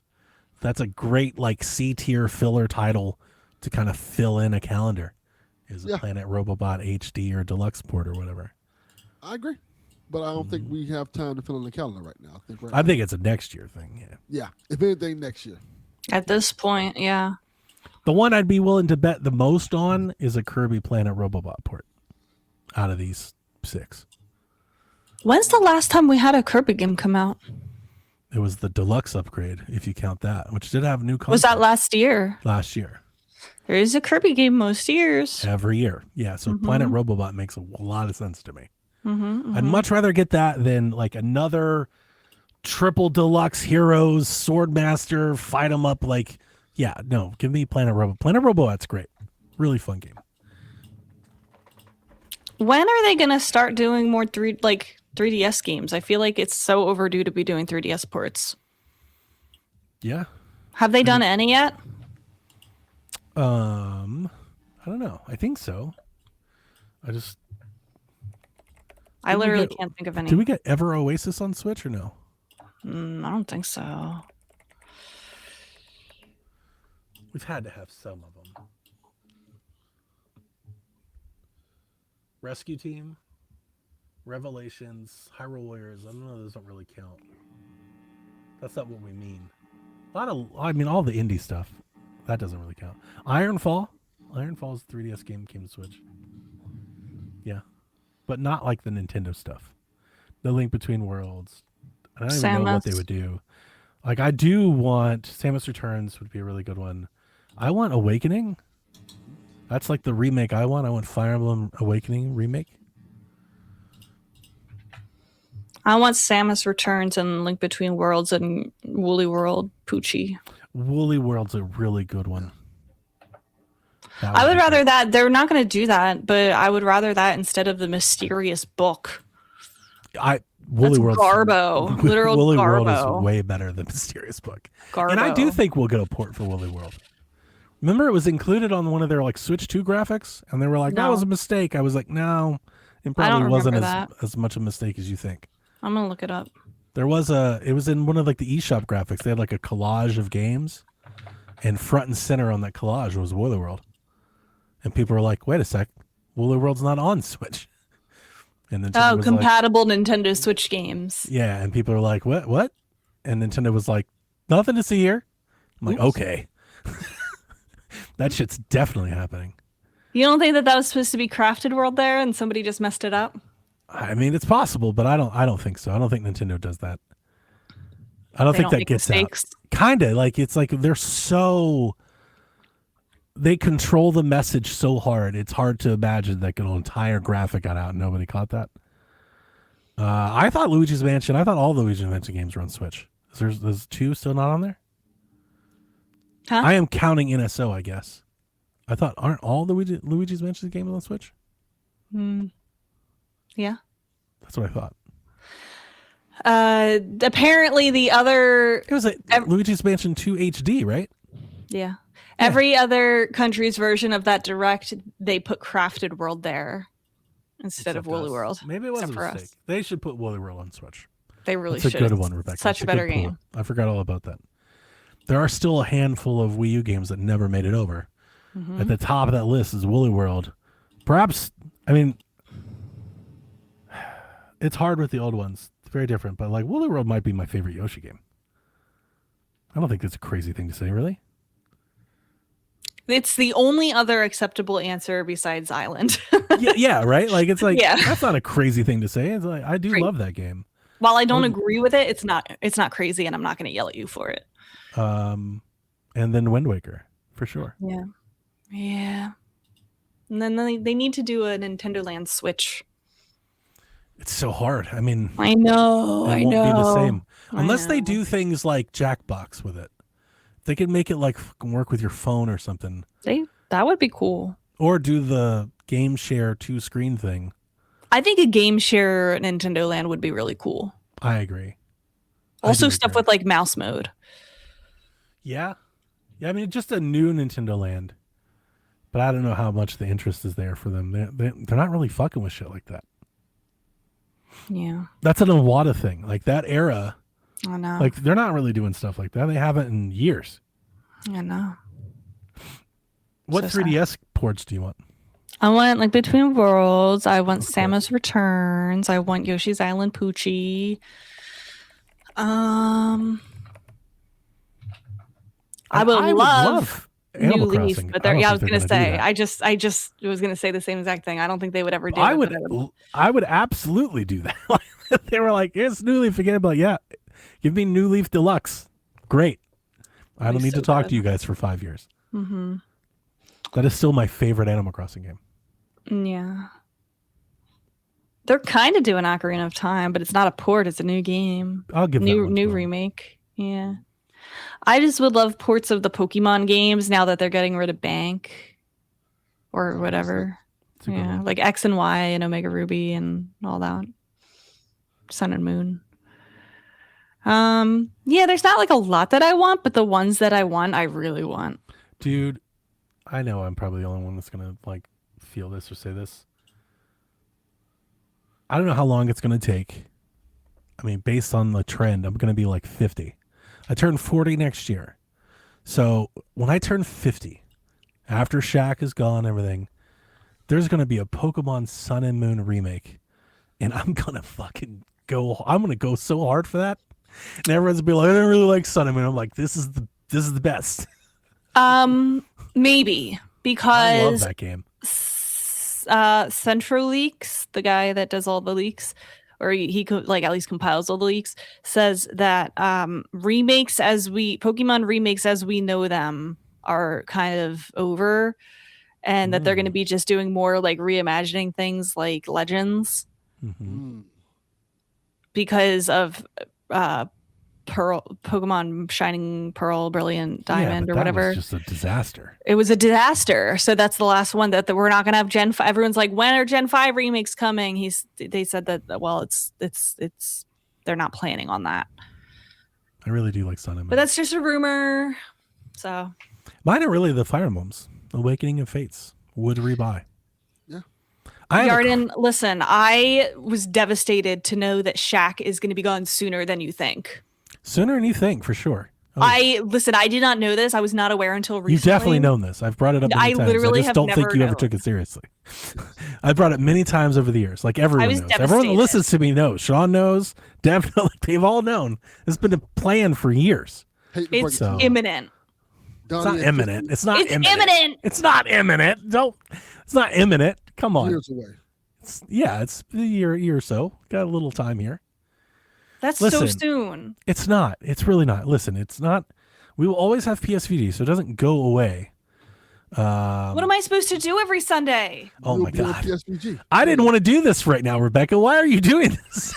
Rebecca, just get ready to transition over. Listen, everyone. Okay. All right. I'll do it now. Oh my God. You've got chat going. God damn it, Rebecca. I know. I'm so mad That's at how you. I feel. That's literally how I feel. They deserve to know. I brought Tell you. them. I told you this earlier. I'm the Edward Snowden of the Shaq. You're the Nate the Hate. Nate the Hate, Shaq.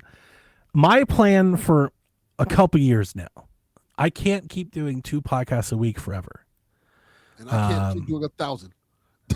My plan for a long time now, has been to try and close Shaq out at 500. If we could get Shaq to 500, I think it'd be a really nice anniversary, bow on top, cherry on top thing. Now listen, here's the most important part. Doesn't mean Shaq goes away. Shaq can continue. We'll have PSVG. You can come to PSVG. When we have Nintendo Directs, we can take over PSVG like we did in the beginning. We could literally have Shaq just make Dev go away. Right? We do whatever we want. My own podcast with blackjack and hookers. Yo. And you're not invited. Damn it. Wow, that's fucked up. That is fucked up. Look, quit PSVG then. I mean, I could. I could. Look, Rebecca. There's a good chance that PSVG won't make it. It's just it might be the opposite. Hang on. here's the most important part. The most important part is that we've had a lot of shows come and go. We've had a lot of people come and go. A lot of people.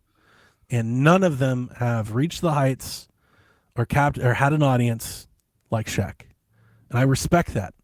And what I don't want to have happen is I don't want Shaq to end on bad terms. I don't want Shaq to abruptly end because someone got mad at someone or some life thing happened and we just had to kill the show. And I don't want Shaq to like hold on as life happened. Like I feel like if we made it to 500, that's a really nice knot. Let's tie that knot and say it, Bo. Like we did it. We can do it together. We can be happy that we were there together. And I'm gonna cry when it happens. You know, and honestly, it's time. Yeah. And also, he looks at it like, look, Delvin's old. He might not make it to 500. No, it's not that. I mean, it's a funny joke, but not at all. He told me. I did not. Don't say that. But here's what I will say to piggyback off of that: we're old. For the space, for like we're old. We're like the Nintendo the audience olds is now. aging too. Yeah. Well, it's time for the next. It's time for the next Shaq. See what Josh eats? Yeah. Fucking ramen at 9 in the morning. He's definitely not making it. So, like, that's kind of the idea, guys. I was planning on bringing this up at our end of the year show, which would have been the more proper place to do it. But yeah, like, as we head into next year, 500, we're at what now? 438? A year of episodes is roughly like 50, 52. So we're looking at like a little over a year from now. Yeah. So perhaps not this Halloween, but sometime around next Halloween or next December or something is probably around that time. Don't worry, guys. I'll start a sequel called The Nintendo Hut. I think you should do Nintendo Shack 2. Yeah. Now, and actually, I will say this. Nintendo Shack's so good, why isn't there Nintendo Shack 2? Here's what I will also say. This is not just my show. If you guys would like to keep going, please do. But I don't want it to where, like, I don't want to do it without you, and I don't do it without them, and I don't want to get into that anymore. So if you two would like to keep it going, I would totally let you do that. I was just trying to provide us, I thought, a very easy, special send-off. I'm sorry I opened the can of worms. I thought that would be a nice way to kind of to do it. Get to 500, I am retiring from most podcasts. Nick, this is a great comment. Yeah. Rebecca. Nintendo Shack World podcast. That's fantastic. Wait, we need Nintendo Shack 2 and 3 before we can do Nintendo Shack World. Look. I have another Delvin right over there who will gladly do the show.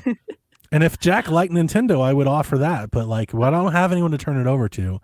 I had a teenage child, and then the three of them could start Nintendo. I don't want to turn it over to anyone that wouldn't do it in the way that I would want it to be done.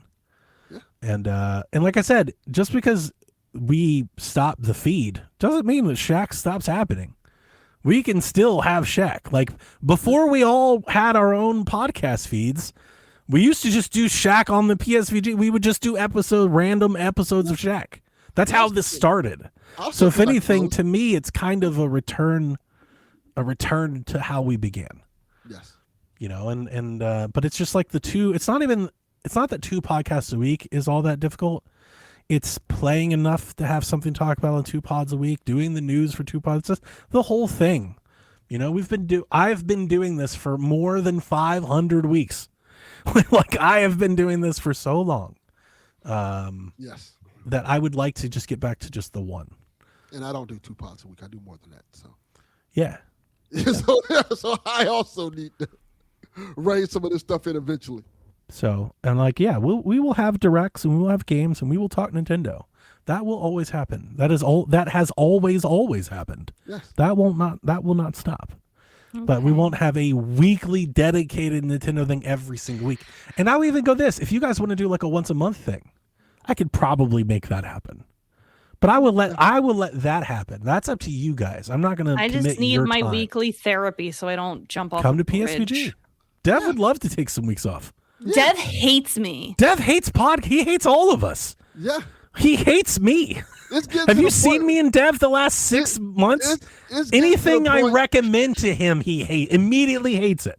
It's anything. to the point where he only tolerates me. I can I can meet his wife and be like, this lady's nice. He'd be like, fuck her. Like he hates everything I say. Yeah. So he would love some time off. Yeah. But yeah, that's he would take off because I would be there. But what I don't want to have happen, and like you're not the only one, Rebecca. Just don't feel like that's just a you. Not thing. personal. I'm not going to say nothing. But yeah, like again, what I don't want to have happen is I don't want Shaq to end under negative circumstances. I feel like Correct. the show is better than that. And Jonathan 32. This is episode 438 that you're listening to. 438. So And I just have an end in mind, and I think everyone should. I think that's good. I think that's healthy. You shouldn't just live in a space where you think everything will go on forever, because that's not how life works. Yeah, and I will say this. This is my favorite version of Shaq, so I'm not saying because I'm on it, but I don't want to do a different version of it. yeah. You were correct. Yeah. What I don't want to have happen is, for whatever reason, life or personal or whatever reason, I don't want Shaq to end on bad juju. I get it. Right. And if we continue to go on forever, eventually it will. You are tempting fate. Eventually something will happen. Eventually We'll have become saved by the Delvin class. 10-year Shaq anniversary reunions, and when we're all like gray and wrinkly, like remember when? I agree. G-Man So. says, no offense, but most of the Nintendo news isn't news. We're talking about here. Correct. That may be my fault. No, it's all of us. We have just. I bitched about my hip and then also like my And- tech problems. That is also a part of it. I mean, I've had these conversations with Sean and Delvin and Dev for I feel like a couple years now. I'm not doing this the way I used to. I'm So not going as hard as I used to. Well, it's just like something I keep in the back of my brain. Yeah, but you're having more fun now. Yeah, but I mean, it's just like I just feel like I feel like it's natural. Just feel like it's about time. this is worse than the Sony disc announcement.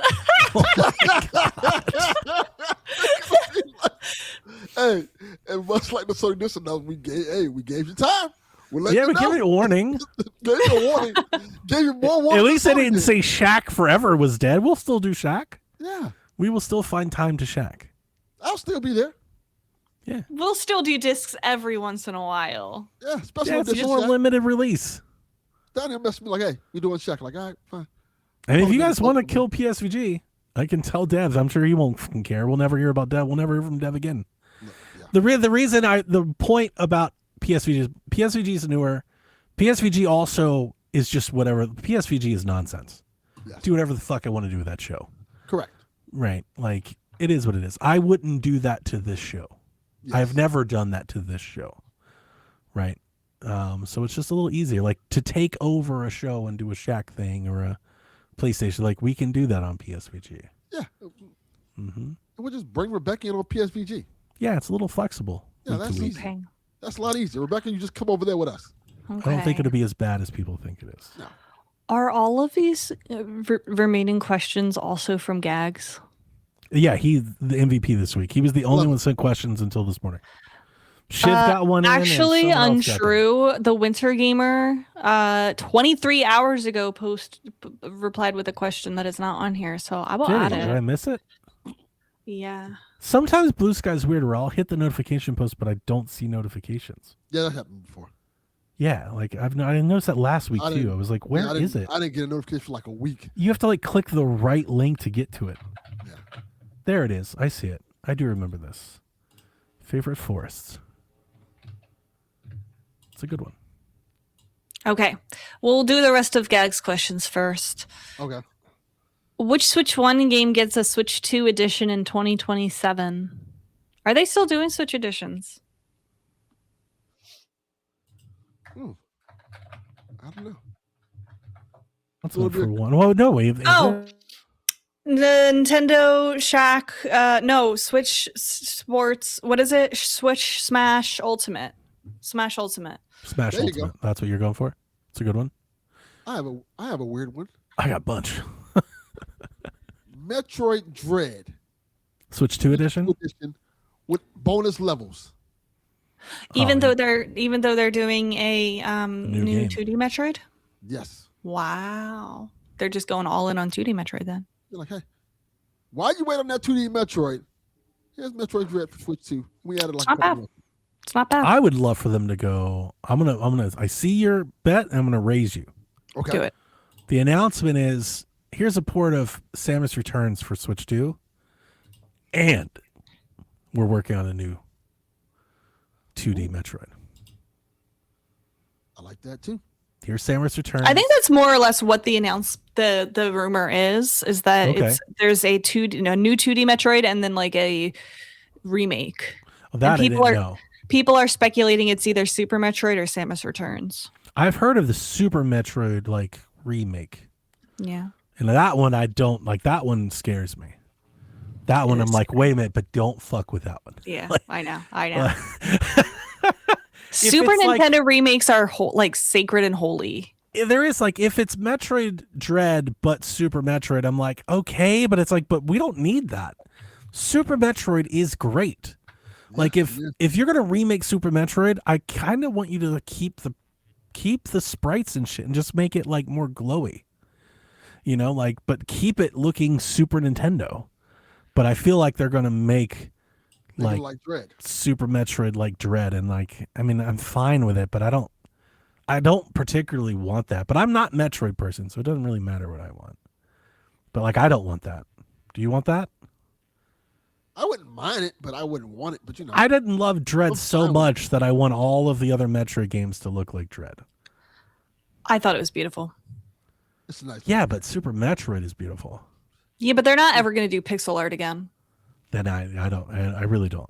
Then I don't like that. Then actually let me rephrase. Then I not gonna don't be- like this. It's not going to be pixel art. I would I like know, I feel HD the 2D same or way. something like. I know. Make I know. it pretty pixel art. Like that sounds amazing. I agree, but They're like, no, we're gonna make it 3D. I'm like, God damn it! No, they're not going to make it 3D. But I think Well, I it would meant look like more 3D models yeah. and stuff. It would look more like Dread than it would anything else. Oh, I don't want that. I don't want that.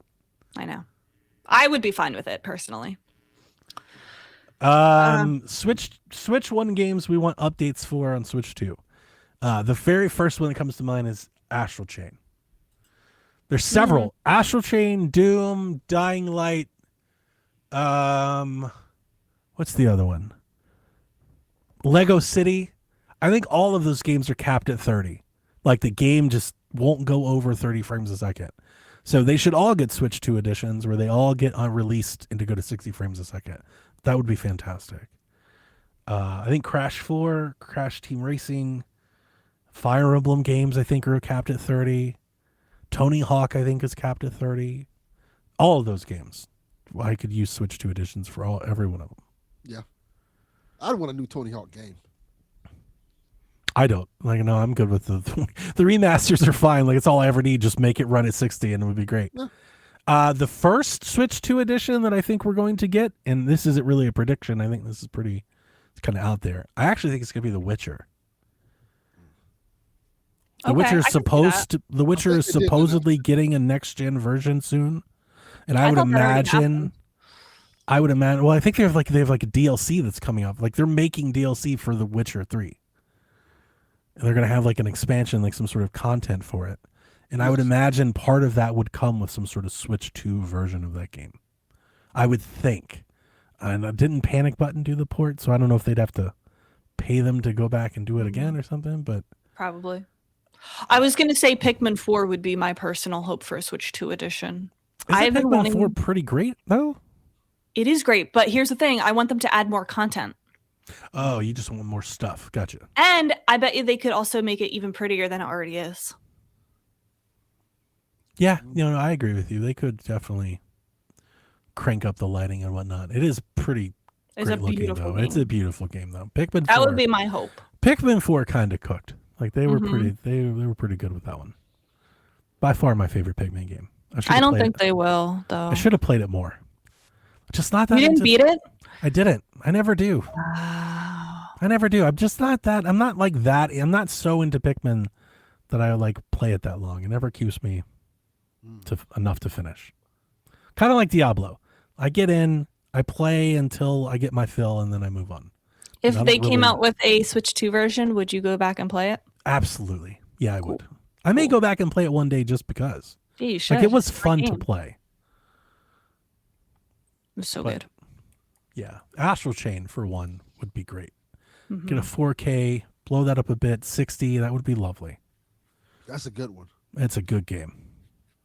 Luigi's Mansion 3 is pretty excellent the way it is. It's still one of the best Switch exclusives.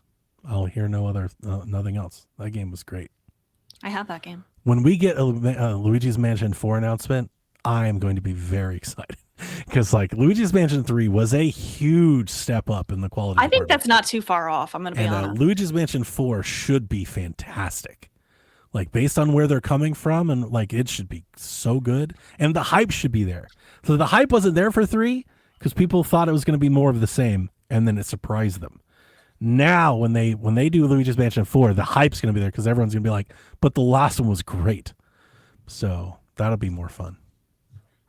I do think it's like within the next 2 years. Look at this. What do you think, Nate? Mario Kart 8 Switch 2 edition. I love it. It's kind of funny. That would be crazy. I Would don't it? think. I don't think it's as crazy as you think. I don't know. So wait, this can tie into Gag's next question. When does Nintendo finally announce DLC for Mario Kart World? The first DLC launched for Mario Kart 8 only 5 months post-launch, which is kind of crazy. I would think. I don't know if they're done with directs for the year. I would think they probably are. If they're No, next, there's a September Direct. do you think there's going to be one? Yeah. I think that's just going to be a Zelda Direct. I think it'll be a full Direct. Okay. All right. I mean, it could be, especially if that Diablo announcement and whatnot. Like, there are things to happen. But I'm thinking the spring Direct, like, we've probably got to, that's got to be like the last, I don't know, like, they've got to do this soon. I think they're going to say there's a September Direct, and then they're going to say we're also going to have a Zelda movie Direct later this month or something. Yeah. They could do Mario Kart DLC at, like, Game Awards. Yeah. Do you think that it's going to get DLC? I do think it will get DLC. I think a better question is whether or not it should, but I think they're not going to give up on it. They don't do that. They don't give up on things. Yeah. They're going to try to revitalize it, rejuvenate. I bet you it probably had DLC planned already when it before it was even out. And we're acting like sometimes I talk about like it's not like it's like 17 million copies. Mhm. It's by far and away because it's bundled in, but by far and away the best selling Switch 2 game. And I think a lot of people would buy the DLC too. Yeah, they're gonna put some stuff in. They're gonna put it in.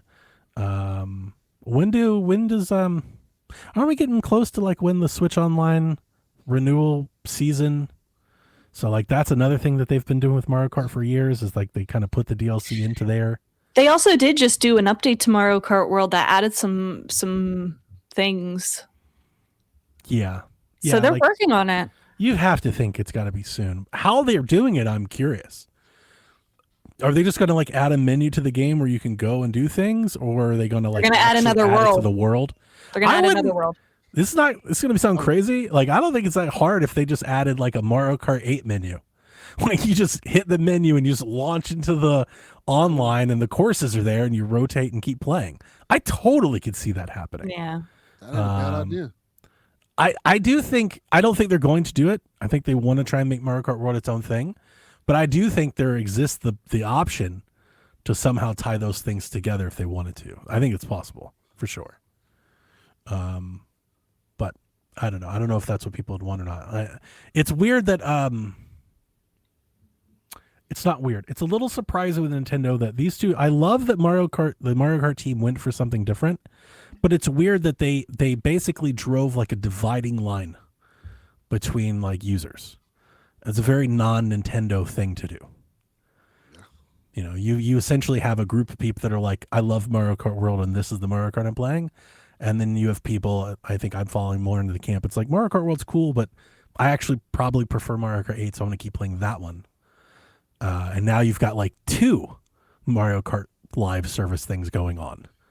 And it will be, I'm curious to see how Nintendo, like, are they totally fine with that? They're like, fine, we've got 2 Mario Kart bases. Like, could you, I guess ultimately what I'm trying to get at is, could they support both just ongoing? I don't think they will. I don't think they will either. I don't either. So the question is, like, how much do you invest into Mario Kart World if the Mario Kart 8 people aren't coming? Like, if it starts to slow down, like, do you just keep going because Mario Kart 8 is there and it can just stay there? Or do you attempt to, like, we've got to get these people off of 8 somehow? I don't think they care if people are still playing 8, but I think adding DLC to World would show that they're committed to this is like the definitive version to play right now. But what if people don't come? They'll eventually come. But I'm saying that now. Like, what if they don't? We keep saying Mario Kart 8 just sold. Yeah. Like it's still selling.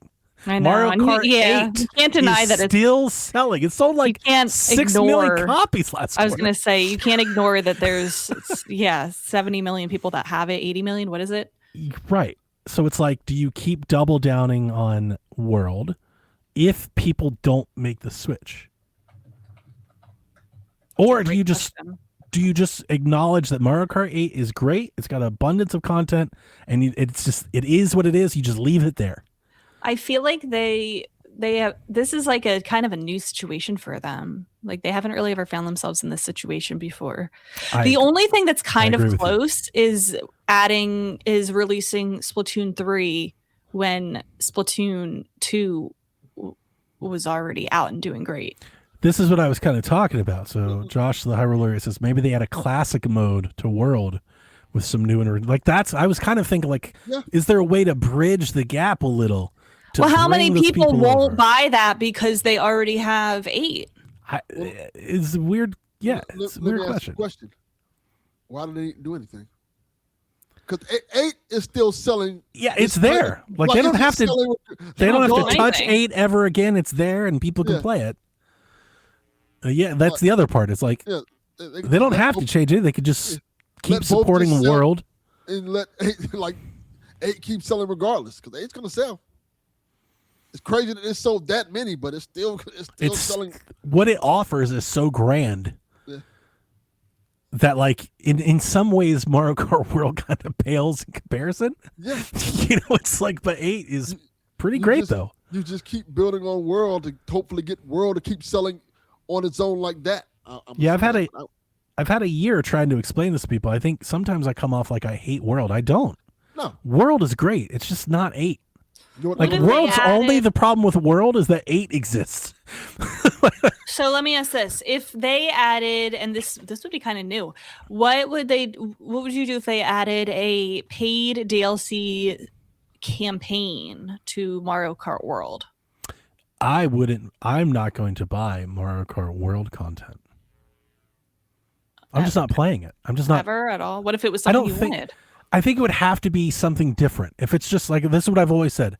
Is that not different? Like a single player campaign? Like another Grand Prix or something? Or you mean like a story mode? Like a story mode.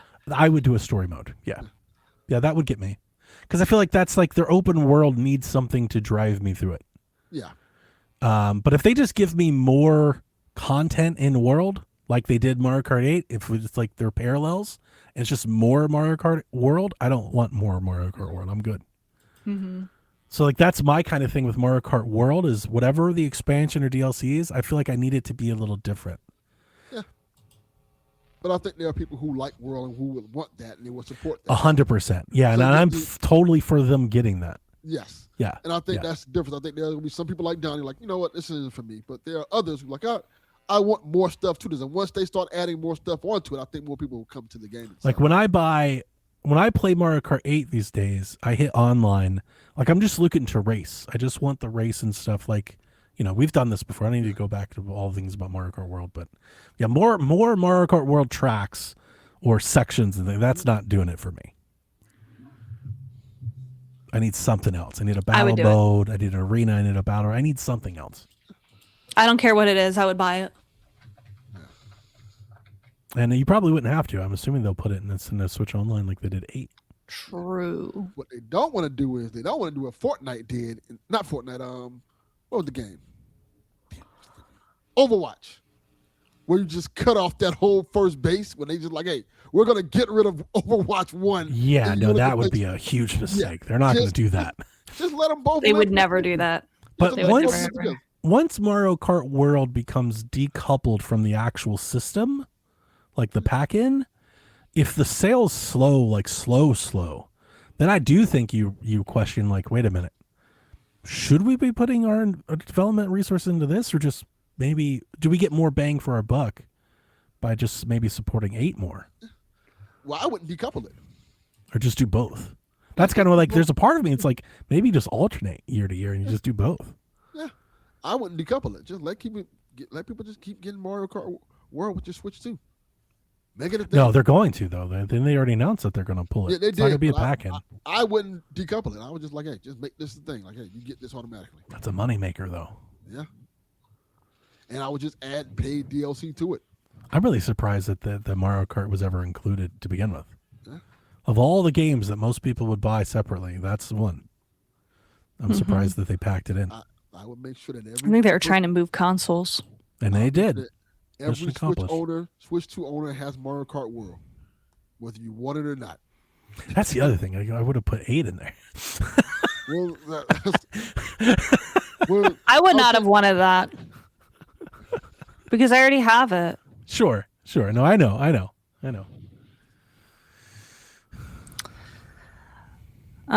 His next question, he wants to know, is there another secret game they're releasing this year? What do you think it is? Because the remaining lineup for this year, they have Fire Emblem coming out in September, Switch Sports coming out in October, Xenoblade 3 coming out in December, the Switch 2 edition, Ocarina of Time remake coming out probably November. I think is there anything else? I think Duskbloods fits into October or December. And yeah, I have thought this whole time that there was going to be probably an eShop digital only game that they would put out. And since the rumors of the Pokemon thing came up, I agree. I think that should be it. That makes sense to me. And that's exactly what I was kind of thinking. Ruby, Emerald, Sapphire. Yeah, something like that. I was thinking something like that. You know, they usually do one of those. They'll either have like a Pokemon spin-off or a little remake or like a little Kirby game, like a little digital only thing. I could see that being like late September, like opposite to Fire Emblem. Yeah, that's very good. I could see that being a thing, and I think that's a really great fall lineup. The only thing I keep thinking about is the Metroid rumor. I don't know if I believe in that one. Do you think it would come early next year? I would believe that more. I'd be more likely to believe that than they'd shadow drop a brand new Metroid game. Yeah. You know, a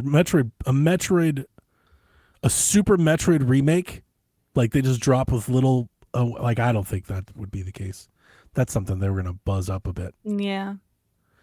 Even a Samus Returns port. Maybe it was originally planned for the fall, and maybe it will be early next year. I believe the Pokemon thing way more. Yeah, definitely. And I want to. This is something.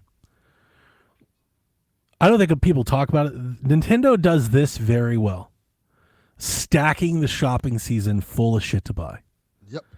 Like all these other publishers, like these, especially the hardware makers, they usually have one. They give you like one game and they put in the fall window and like that's their thing. Nintendo, like annually, just fucking packs in September, October, November. Like they're like, yep, we've got 5 games. They're all coming out, 3 weeks apart.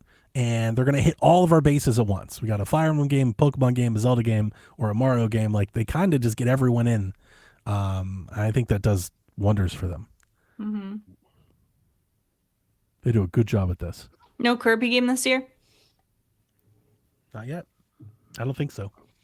I think it's next year. Delvin, you think anything else? No. I think that makes sense. Everything you said makes sense to me, at least. It's stacked anyway. Look at all the stuff we got coming out. It's too much stuff coming out as it is. I know. I keep talking about it on PSVG, not here because it's not this podcast. It's blowing my mind how very, very little I am currently into GTA. I love GTA, all of them. They're some of my favorite games. And I'm just... Don't worry, the whole game's going to come out before October, November, whatever day. Well, there's that. I'm not feeling like the hype yet. Now, we haven't seen a whole lot of it, so like that's part of it. But at the same time, I actually think it's just because I realize that Ocarina is right there. Okay. And GTA, as much as I love GTA, is not a comparison. These things like GTA does not count when Ocarina, when Zelda is involved. Like it just goes to the backdrop. I have seen too much GTA. They keep forcing it on me. Like, please stop posting this shit. So like I feel like for me it's like I'm almost kind of like blinders up. Like I'm not really paying attention to what's going on off the Switch until like we get through Zelda. Mm-hmm. You know, it's like I've got a few things I'm going to play, like the Star Wars game, and like I got a couple things I'm going to play. That's like what's coming that you're excited about. But I'm not I'm not planning to play anything because I'm going to be fucking full.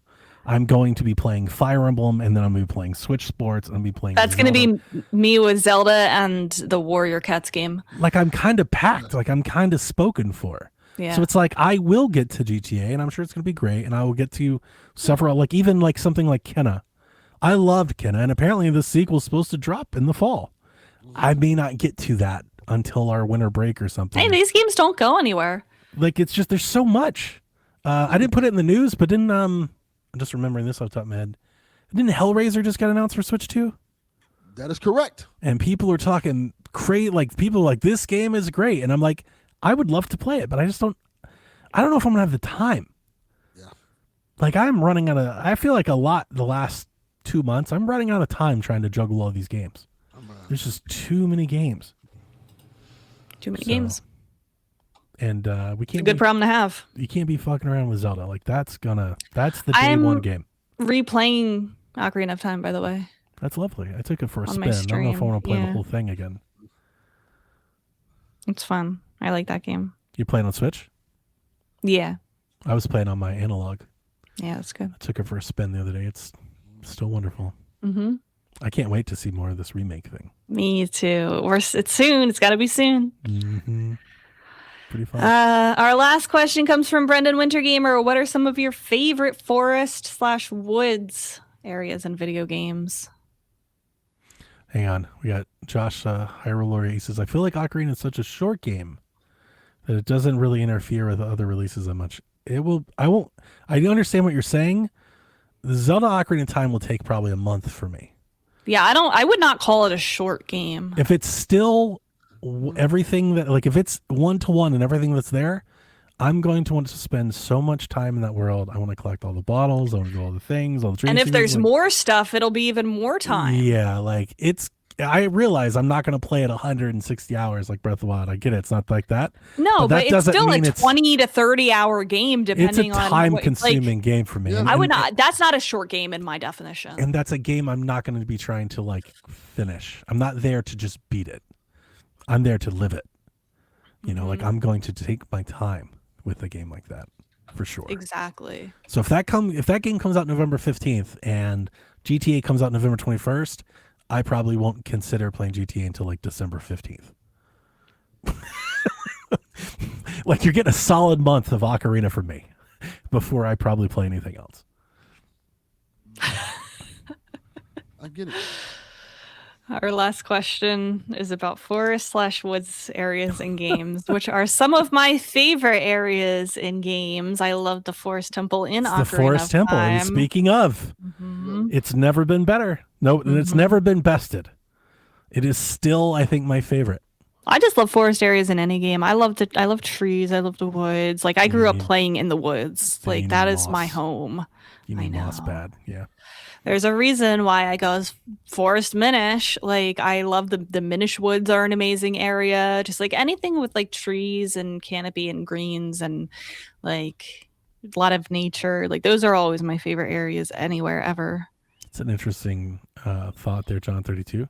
Metroid could be the replacement if Duskbloods isn't ready. Ooh. I think I played it. I think that's smart. Ready. But it's pretty good theory.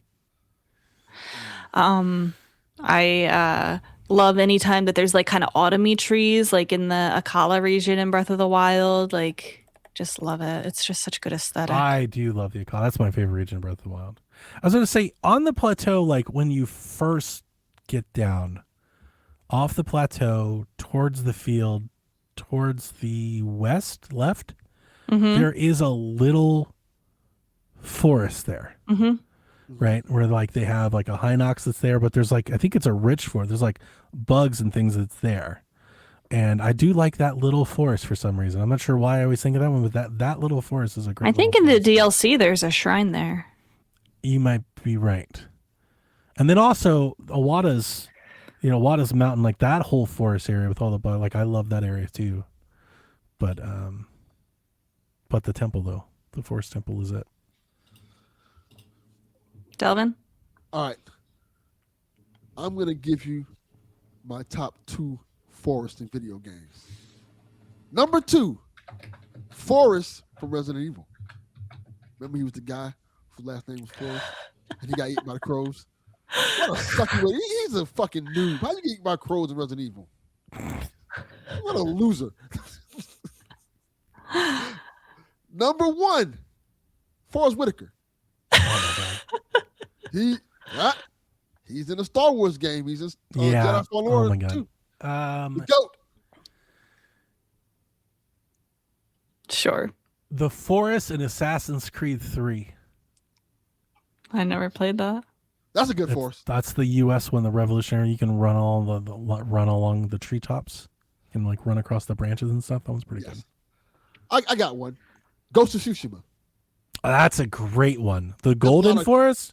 Yes, that's a good forest. Oh. That's the one I was thinking of. I'm not in love with that game, but I'm in love with that That's forest. a pretty area. That is good. Yeah, that is very good, Delvin. Yeah. Really good one. Far Cry 5. How? Yeah, that's a great one. Forest in there, yeah, that's a really good one. Until Dawn. Mm. I don't even remember that forest. Shout out to Hayden Panettiere. Oh, Shout out to her. Rest in peace. I loved her. She's amazing. Rest in peace. that was Remember the upsetting. Titans. Yeah. Heroes. Just getting beaten like he stole something. What's another good forest?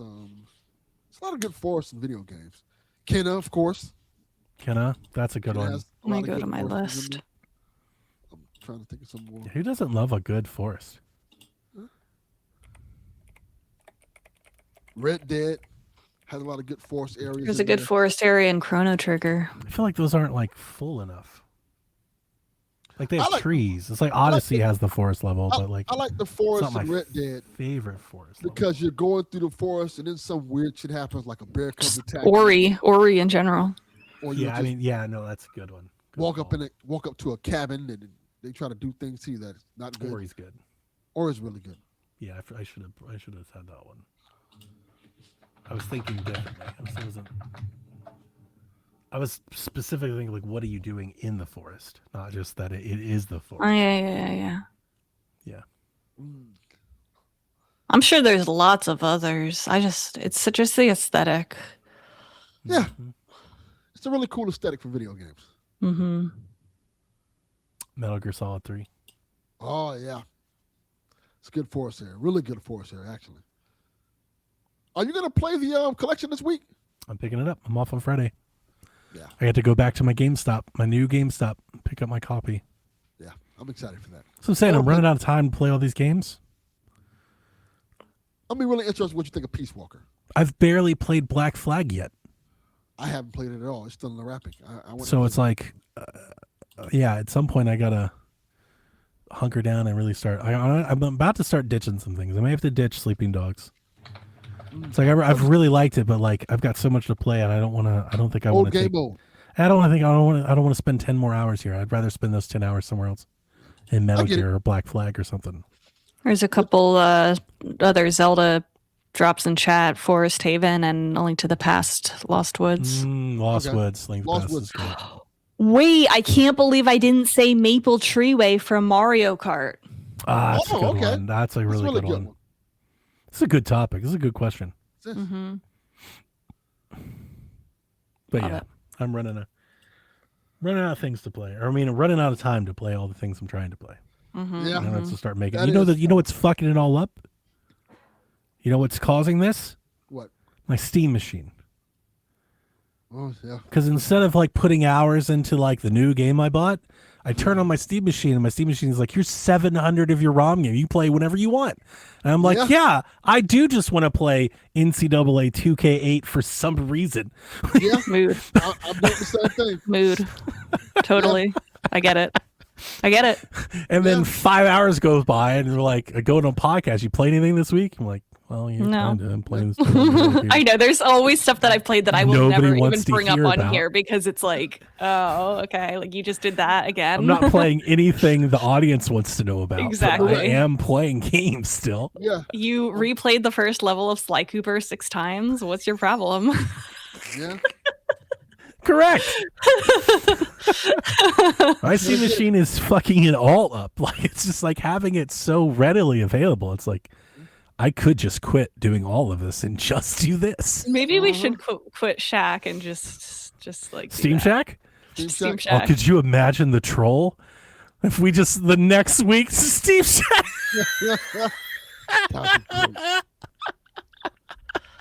It's just us talking We about would get old hate Nintendo mail. games we play. Email. Yeah. On the Steam machine, not even on Switch or any Yeah. old console. No analog, nothing. Just We just start talking about. Oh, yeah, that's the other thing. I'm playing like Evercade the last couple weeks. I'm talking like on PSVG. I look like a madman. They're talking about GTA and Black Flag. Like, Donnie, what are you doing? I'm like, I don't know. This Neo Geo shit I'm getting into is pretty sick, though. wait. Literally though, probably what I'm going to be doing this week. Josh just sent me a fan game of Pokemon Heart Gold, like Gold and Silver in the Emerald engine, like in the There Gen it 3 is. engine. So I'm going to be playing that. The Steam room. We call it the sauna. I like Sauna. The Wait. sauna. this. What we do. Sauna. We end Shack at 500. And then we start the 501. sauna. Sauna episode 1. Episode 1. The same goddamn show. It's the same show. We don't change anything. It's just nothing. it's just called the sauna, episode 1. Yes, Heart and Soul. That one, Kyle. Is it good? Have you played it? Heart and Soul. That's what it's Yeah. called. Yeah, the Steam machine is fucking my weekly gaming habits just right up. Yeah. I'm like, I am feeling the guilt. I'm like, I should be playing Black Flag, but I am not. I'm not doing that at all. I get it. I have to go. I have to Okay. leave. All right, yeah, we can close it up. Yeah. Also, fuck you, Counterpug. Think you Oh, I thought we were gonna get through with. I was gonna bring that up. I was like, No, look at no, Kyle no, no, no. escaping by. And he This doesn't is even have fine. to ask a question, and he's still. Just gonna try to still sneak it in. Nah, son. I see you, motherfucker. saunas are dry heat. Steam rooms are different. Listen, tomato. Steam, don't no, care. saunas can be wet. The people pour the water on the rocks and stuff. I love a sauna, Look so at I've that. been to both. That might be the next thing I get in my house. I have one. Yeah. I have a sauna right here. Sauna is a room. room designed as a place to experience dry or wet heat sessions. Yeah, sauna doesn't have to be dry heat. Steam and high heat make the bathers perspire. Mm-hmm. A Correct. hygrometer High growth. That I don't know. can be used to measure levels of humidity or steam. I got a free sauna. I remember that. Do you remember this? Yes, I do. PSVG story, Rebecca. Look, I can show it to you. I have a sauna. It's covered in shit. This whole box is. You've had a sauna next to you this whole time? the whole time. I got it for free. What? I got it for free. Yeah. Sam's Club was selling saunas. It's a one-person sauna on discount. They're originally they're like $2,000, and they were on sale for it was like $700 or $800. I love sauna. When I was in the gym and stuff, half the reason I went to the gym was to go to the sauna, and I was like, "Oh, this sounds great. I'm going to buy one." So I bought one, Rebecca. And a month goes by, and it never shows up. And I call them like, "Guys, where the fuck is my sauna?" And they're like, "We don't know. We're trying to track down. We can't. It's at the warehouse. We're going to find it." Weeks go by, literally 3 months go by. It's like 2 months go by. I finally get a refund. I'm like, "Guys, give my money back. I gave you like $1,000. Where the hell's the sauna?" They give my money back. A month goes by after I get my money. Shows up. This fucking truck just rolls up to the house. Like, "You order a sauna?" I'm like, "Yeah, like months ago." I was like, "There to give my money back." He's like, "I don't care."